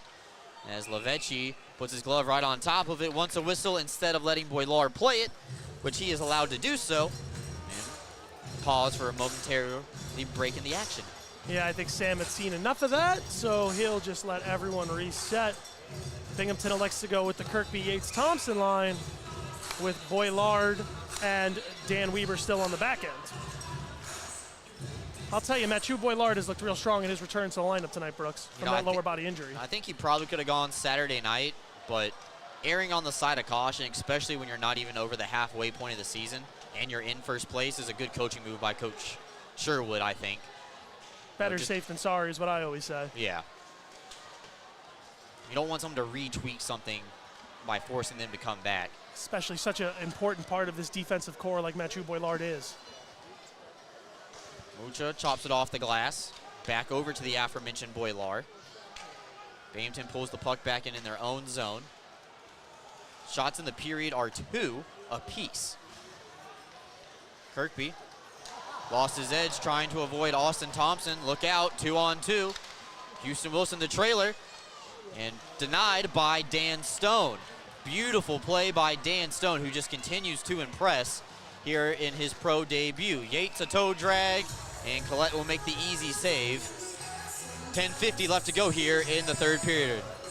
Kirkby was not happy with himself as he skated off the ice, getting in a little bit of a wire crossing with Austin Thompson, leading to that Elmira chance. So Jesse Anderson against Houston Wilson. Wilson never beat the Black Bears last year. And he hasn't this year. He was not part of the team when Elmira defeated Binghamton. It's bad luck, Brooks. Well, I wouldn't say that. I think this Elmira team is definitely better with Houston Wilson on their team. Just like the Delaware Thunder were better when he was playing. Smith in the slot, toe drag, oh goodness! What a move by Connor Smith. Undresses the goaltender. 5-3, Black Bears lead, and now Connor Smith has a pair. Oh, wow. Brooks, you said that you thought Connor Smith would remember the teddy bear toss goal for the rest of his life. I'll bet you he remembers that one. He just outweighted and outmatched Brendan Collette. Had no chance on the doorstep. Here it is. Connor Smith given too much room right by the BAE system. Left, right, and bang, going down. No chance as Connor Smith outweights Brendan Collette as he goes left, right, and right past the goaltender. That might be one of the most beautiful goals we've ever seen him score. So Connor Smith gets his 9th of the season, gives the Black Bears a 2-goal lead with 10 minutes and change left to go here in the third period. Stretch pass for Ivashkin, a hair behind the Russian winger. Anderson tried to get it back over to him, but he was impeded. Stone joins the rush, finds the stick of Ivashkin. He goes 1-on-3, spins around Parker. Anderson in between the hashes, blocked again by Soilis. Elmira refusing to give up any easy shots for Binghamton.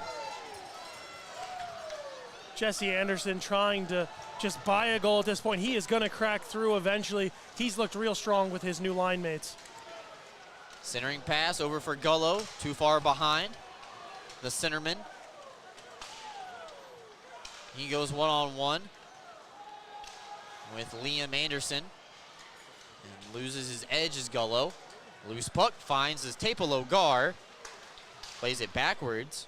While Elmira was still technically onside. That's always dangerous, but it works out for the Black Bears for the time being. Cross ice pass, D to D. Puck not out yet. Goes end over end and settled down by Lavechi for Walters. Elmira changes partially in their forward groups. This is backhanded out into the zone. This is Fletcher, who got tied up with Wilson. No call, we play on. He looked like he was fishing for a river shark there, Brooks. Kind of just casted his line out. There's the first one of the night. It's bound to happen eventually. Yep, that's all right. 2 for 3, not bad odds. Just like the Binghamton and Elmira power plays, Brooks. Boilar lost the handle on it behind the net. Kirkby gets it on his forehand, pins it up against the wall, waiting for reinforcements to come help below the goal line. Has his head up, and Kirkby will float this out into the neutral zone. This will not have enough for icing. Elmira will change. It's taken right back, though, by Yates. Too hot to handle. In and out of the zone, Elmira trying to corral the loose puck, now down by 2 with 8 minutes left to go. 31-31, shots on goal where it matters the most.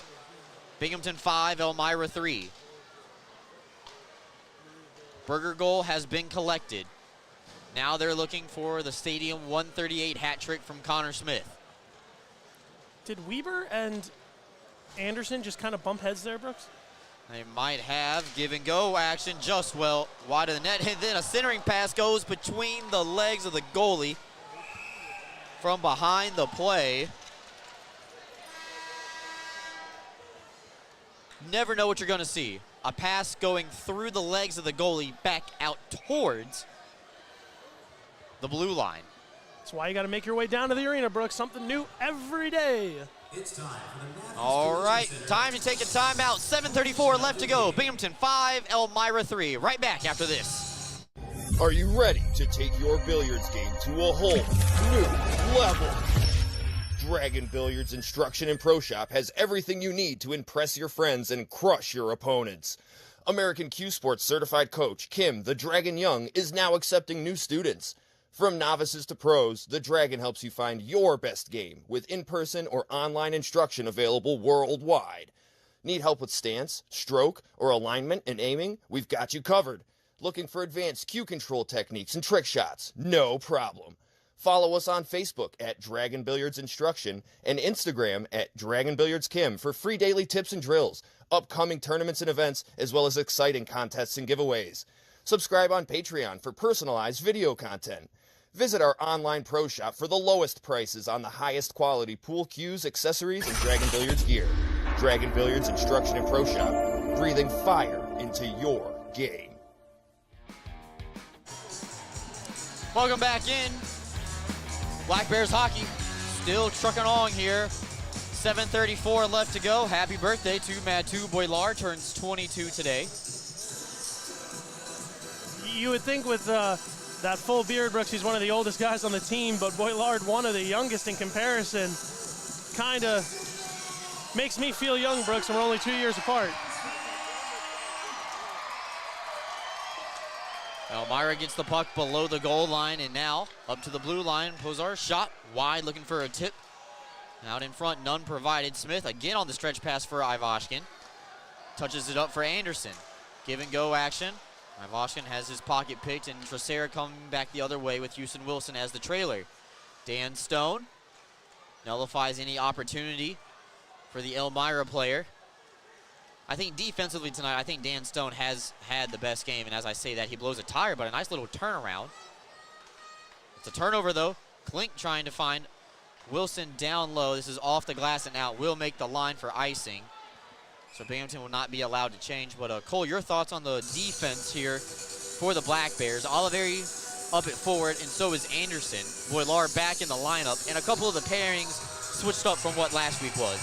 Yeah, the defense has looked real strong tonight, Brooks. Yes, they allowed 3 goals, but they were some special teams goals sprinkled in there, so you can't really blame them. They've gotten back when they had to. They've pinched in the right spots. They've jumped up on the play, and they've looked absolutely phenomenal tonight, especially, like you said, Dan Stone, and I'd like to highlight Liam Anderson and Mathieu Boilard.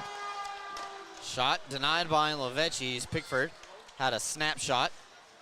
Anderson tries to get this puck out. First try is unsuccessful. Ivashkin, though, does get it over to Smith. Smith trying to dance around Pickford.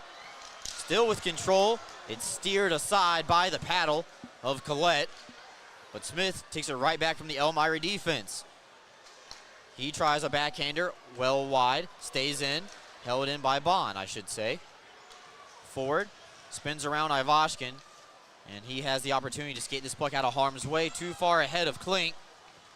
Couldn't get it out, though. Mucha interrupted by Fletcher in a 2-on-2 opportunity, make it 2-on-1. As Logar was the only man in the offensive side for the Black Bears, Ivashkin went off for a line change.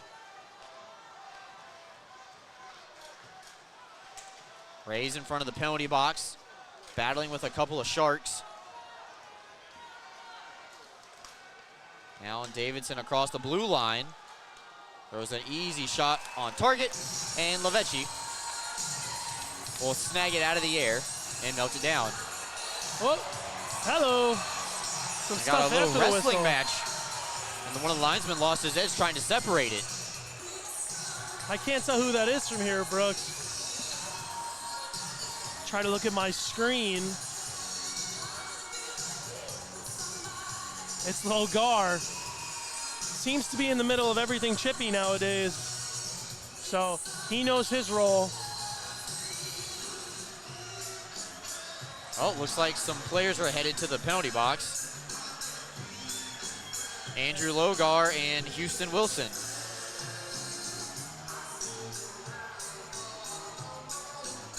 Let's see exactly what happened. This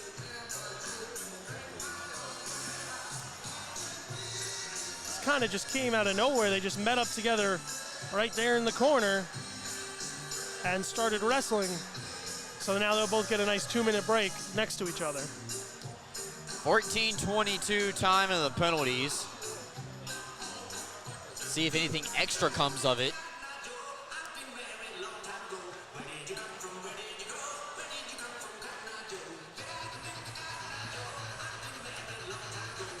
And it looks like we're going to open up the ice and go to 4-on-4 hockey. That fan's feeling it. Oh, he likes the 2-goal lead. Someone has not taught those young fans in the skybox what the Macarena is. The Macarena has its own song. Cotton Eye Joe also has its own dance. I think I learned Cotton Eye Joe when I was like 5.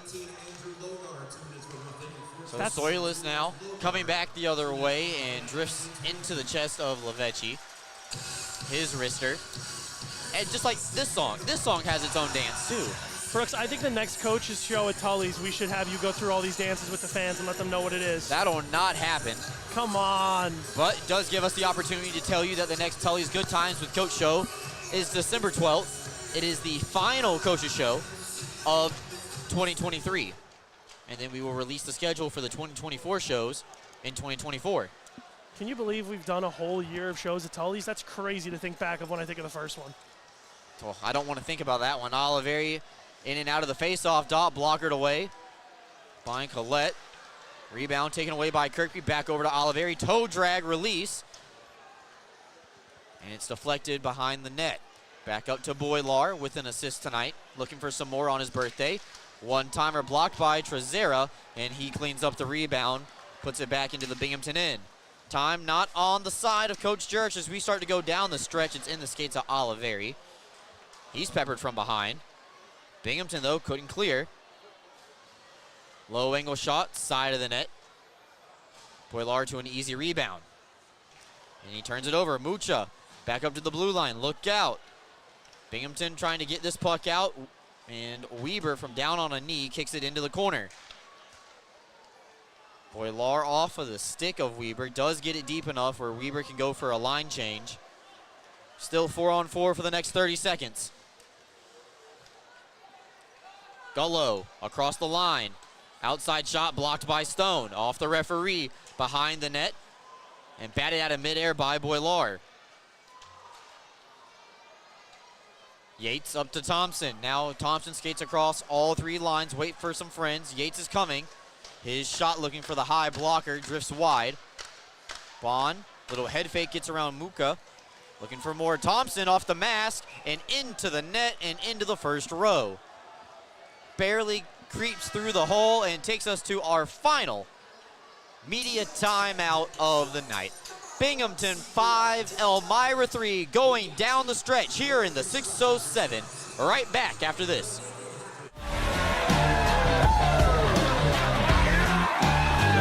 Jersey, bring us the Hitties! Yeah! All right, I got the Hitties.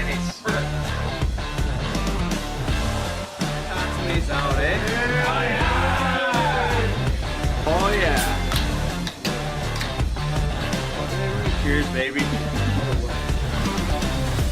A win like that calls for a real celebration. Oh, yeah. I have one on the back. Getting your hands on an all-new CF Moto side-by-side or four-wheeler is now easier than ever at ExciteMotorsports.com. Purchase your next power sports vehicle with our new, easy, and quick online buying experience. Browse inventory on ExciteMotorsports.com. Buy, get approved for financing and e-sign online right from your phone. Ride, have your new power sport vehicle delivered to your home the next day at no extra charge. Browse, buy, ride. Fun starts here at ExciteMotorsports.com. Welcome back in. 3:35 left to go here, and starting to be decision time for Coach Jurich, Cole, on when you want to vacate the net and get the extra attacker out there. Yeah, we really haven't seen Coach Jurich make that decision just yet. In the few meetings Elmira and Binghamton have had, they've gone to overtime once, and the other two have kind of been blowouts. So we'll see when he makes that decision to tell Collette to come to the bench in favor of the extra attacker.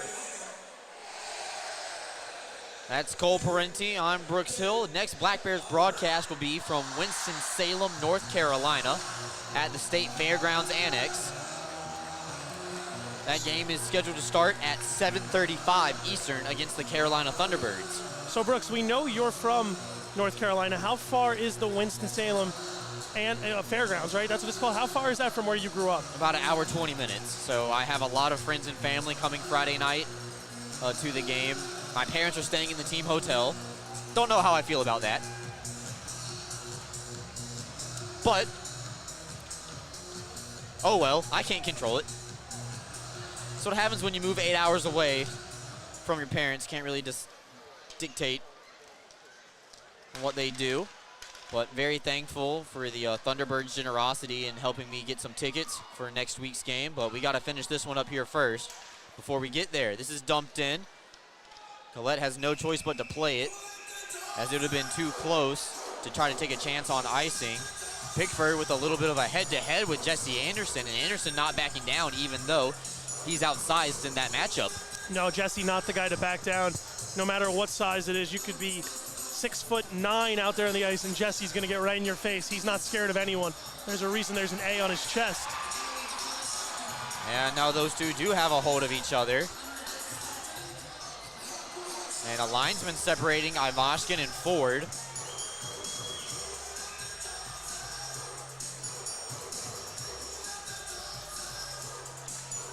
And it looks like they're going to give the door to Austin Pickford. No, excuse me, not the door. They're going to get the gate. They're going to get the big one. So Jesse Anderson's night is done. Austin Pickford's night is done as well. And Jesse was so close tonight, Brooks, to his first goal of the season. I will expect him to score his first one down in Winston-Salem. Tough place to play in Winston-Salem. Yes, it is. Also, dimensions of the ice are different. It's wider, and there's more space behind the net. Really? It's a Olympic-size ice rink. That's interesting. I did not know that. Actually, it might be Olympic Plus. I'll report on that more on Friday night during the show. Oh. Logar and Ford with each other. Fletcher grabs a hold of Ford. Logar kept his gloves on, and Ford's throwing punches. And now Logar sheds the gloves. At least one of them. Well, when you're only an hour separated by one highway, you're going to have some tension, and you're going to see it right here. Ford trying to pull the jersey above Logar's head. And Logar standing up for himself. So it looks like those two will get the gate as well. Yep, Jesse Anderson's going to have some company. Logar, another one not willing to back down from anyone. If we had Andrew Logar mic'd up, I don't think we could air the footage. No, I don't think so either. Oh, there's Jesse Anderson to give him fist bumps as he gets to the locker room. That's great. Jesse's already ready to go congratulate his teammate. So they got to sort out the equipment here.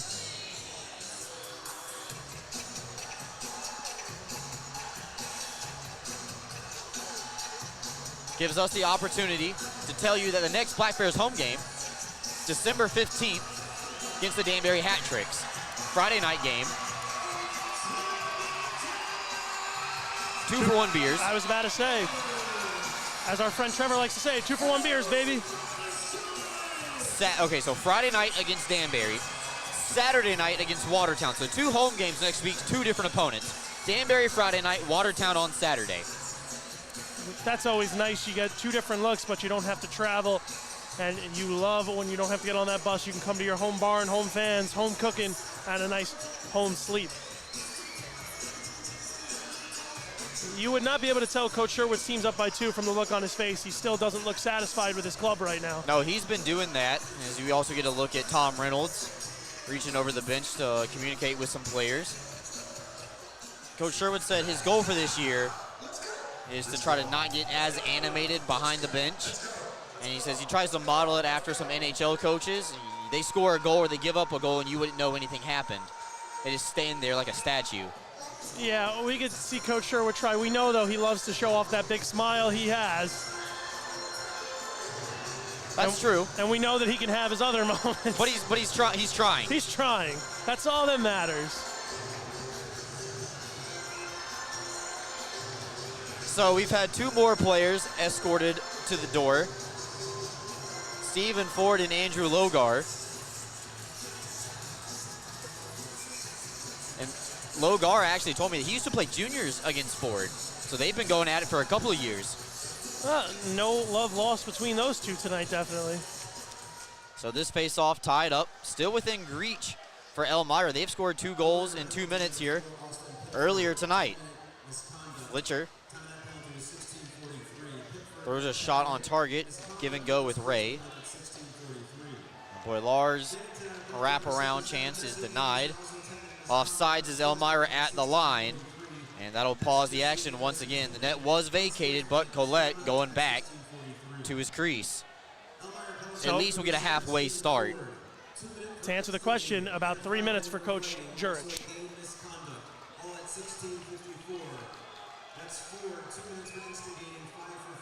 So Ford gets 2 for instigating, 5 for fighting.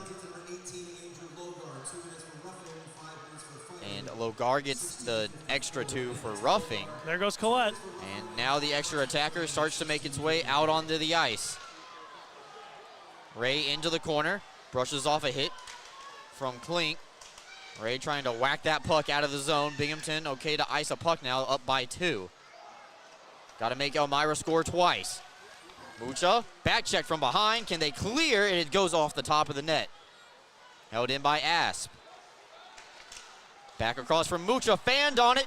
Denied by Lavecchi, rebound, and Klink will cash in with 2:11 left to go. Yeah, that puck was bouncing just a little too much for Sam Lavecchi's liking. It got right to Klink, and he didn't make a mistake. As I love to say, he made no mistake about it. Klink, a recent addition to this team, been everything they've wanted and more. He's got a few goals in his few games here with Elmira. So 17:49. Crowd gets a little quieter here as Elmira gets their first goal of the third period. They had 2 in the middle frame. Or excuse me, 3 in the middle frame. Elmira does not have a timeout, nor does Binghamton. So we shouldn't have too many delays here the rest of the way. You can see in the top left of your screen a little camera on Brendan Collette. We'll see when he makes his way off the ice again. Hello, that's not good. It's not, and that is a penalty against Binghamton. As it looks like everybody is okay. That was a rocket right out, and Dan Weber guilty of a delay of game, puck over the glass here with 2 minutes left to go. Thankfully, everyone's okay. Interestingly enough, it looks like Brendan Collette's going to stay in his net to start the penalty kill. 17:58 time of the penalty. Wilson wins this faceoff back to Vartiainen, and goaltender stays put. 5-on-4, wrist shot. It was blocked. Stone off the glass and out. Binghamton can ice the puck for free, and maybe that's why Collette stays in net. Down by 1, you're already up a man. Don't want to give Binghamton the opportunity to ice this game away. I think you and I might disagree with the strategy here, Brooks. I'm more on the favor of pulling the goalie now and getting a 6-on-4. I believe you and I had discussed keeping the goalie in case Binghamton shoots down with no icing. So Kirby wraps this around the wall. Gullo held it in temporarily. He's crunched by Austin Thompson. Puck is bouncing end over end. Thompson trying to kick it out of the zone, and Wilson can't corral it. Elmira has to touch up. Cage is empty. 70 seconds left to go. Kirkby, loose puck, thrown down. Is it on target? No, but no icing. Clock continues to roll. 6-on-4. 1 minute left to go here. Wilson crosses over the line. Back across for Davidson. Vartiainen calling for it at the top of the umbrella. Boilar with a big hit away, and then shot down by Fletcher. It has enough, and it's a goal, short-handed. The first one of the season. While the net is empty, it counts the same. Josh Fletcher grabs his 4th goal of the season, first against a non-Danbury opponent. And Binghamton up by 2 once again.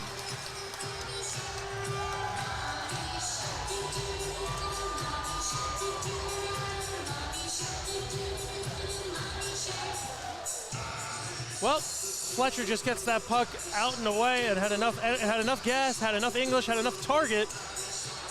And it's 6-4.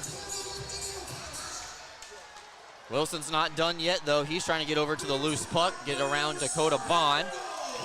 Low angle shot denied by Levici. Still in the slot.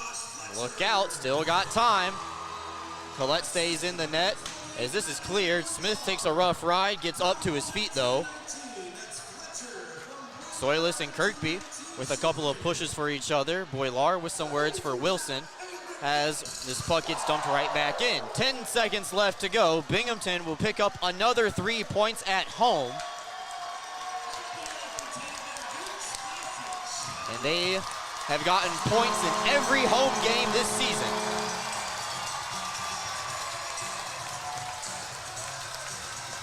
Binghamton wins by a final score of 6-4 here at home.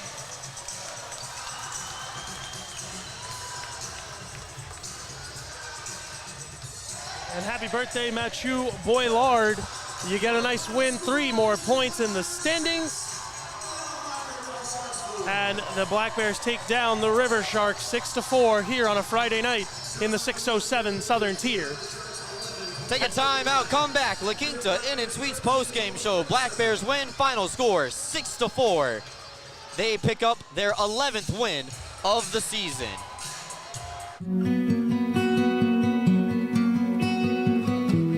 Advancements in new clinical therapies are made possible by heroes like you.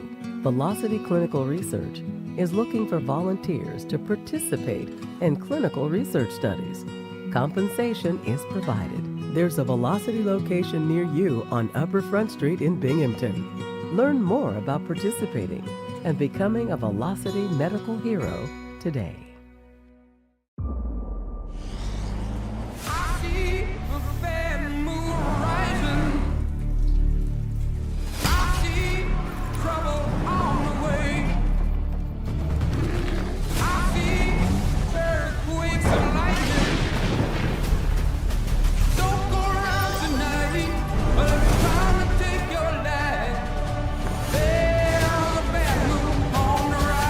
Toyota Trucks. Let's go places.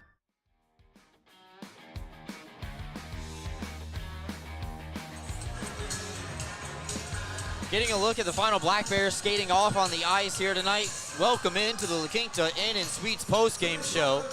Black Bears win by a final score of 6-4.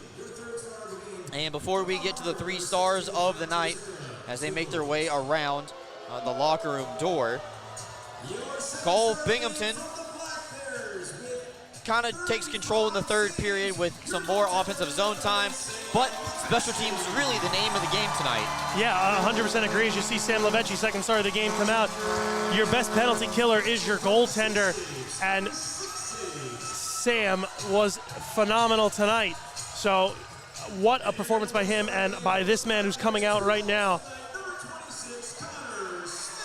Connor Smith filling in his buddy Brendan Stanko's shoes is the first star. 2 goals, Teddy Bear toss goal, and the insurance goal. What a game from Connor Smith. We'll highlight those players in just a little bit. But a 5-on-3 goal from Dakota Bond gave the Black Bears the lead, but it turns out the game-winning goal of the night, it was Connor Smith's second. A beautiful goal that ended up being the game winner because Elmira did score with the net empty with about 2 minutes and change left to go. Yeah, it was insurance at the time, but there's a reason they call it that, because they needed all 5 of those goals that they got to beat these Elmira River Sharks after having a slow second period, and they tacked on one more with the empty net. But Binghamton walks away with 3 points, and they don't ask how the game was or what happened in the game. All they care about is who walks away leading at the end of the horn. Very well spoken, Cole. And hockey is one of the weird things where you can outplay the opponent and you can not win the game. Sometimes the puck just bounces a certain way that night. Any games come to mind, Brooks? Yeah, one in particular that's a little bit too close to home to talk about here on air, and that we don't get paid to talk about as well. So we will take a timeout, come back with the 3 stars of the game, Cole's final thoughts, and we'll get you teed up for a North Carolina weekend coming up next week. Don't go anywhere, folks. La Quinta Inn & Suites postgame show coming to a close here on the other side. Fans, the Black Bears will be back here at home on Friday night, December 15th at 7 p.m. to take on the Danbury Hat Tricks. Make sure to come early and take advantage of the 2-for-1 beer special that runs through the end of the first period. Grab your tickets now at binghamtonblackbears.com. Can't wait to see you here.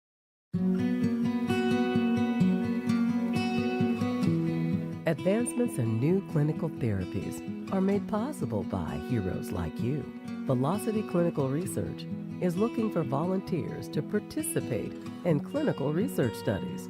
Compensation is provided. There's a Velocity location near you on Upper Front Street in Binghamton. Learn more about participating and becoming a Velocity medical hero today. All about you make me think of good things. Good day. Like calming tempers down. Good day. And passing them around. So stand up and cheer. We're back to the beer. Good thing. Share a good-natured Canadian Pilsner.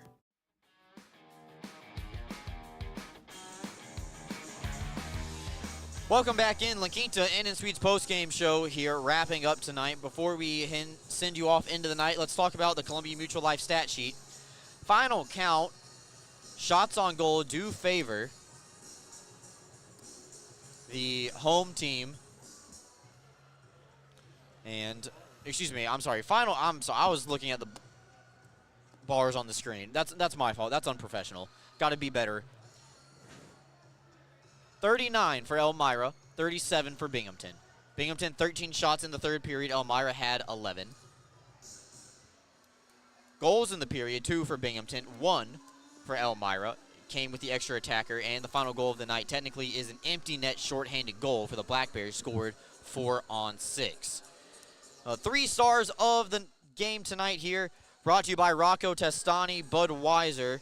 Trezera from Elmira gets the 3rd star with a pair of goals.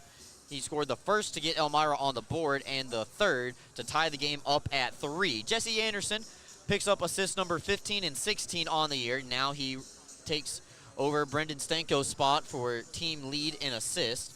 Still searching for that all-elusive first goal. But Connor Smith, the Cowboy from Pinckney, Michigan, first star of tonight's game, the first goal, and the game-winning goal. Very, very good night for the Adrian College Bulldogs as well. Dakota Bond had a goal. Even though Dan Stone didn't show up on the stat sheet, I thought he played a great game as well. Yeah, all 3 of them looked awesome tonight, and, I wish I could say 4, sadly missing Brendan Stanko, but these 3 get it done tonight. Connor Smith, Dakota Bond, and Dan Stone. Getting tripped over my names here, my Adrian College Bulldogs, but all 3 of them looked great. Coach Sherwood, I asked him about that play, about Adrian College and why he loves the players there from so much. He credited their coach, said it's a phenomenal coach over there.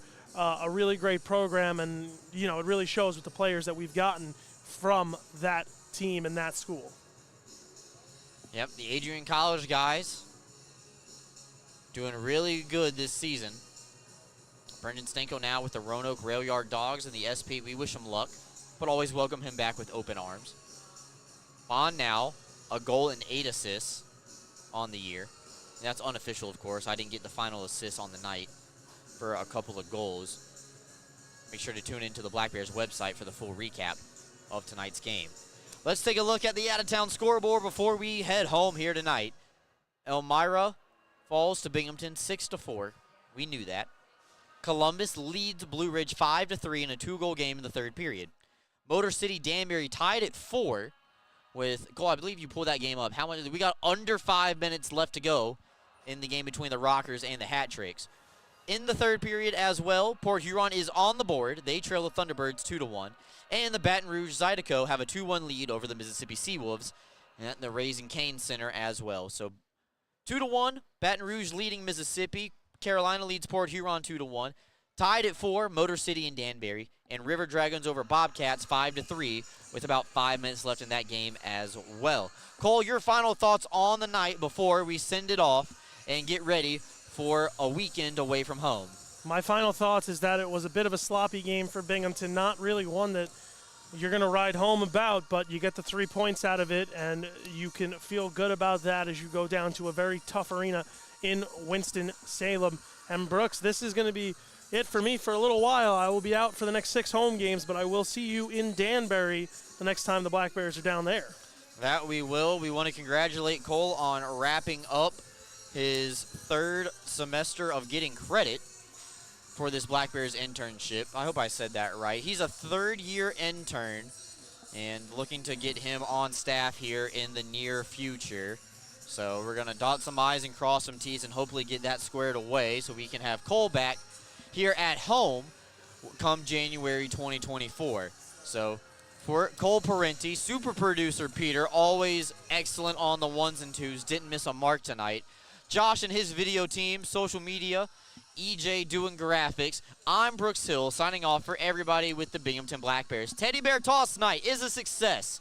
All the Bears donated to the Crime Victims Assistance Center as the Black Bears win by a final score of 6-4. Enjoy your 2-day weekend, everybody, just like I am. I'm going to get some sleep, enjoy college football Saturday, watch some hockey, all that in a bag of chips. We're talking to you from Winston-Salem Friday night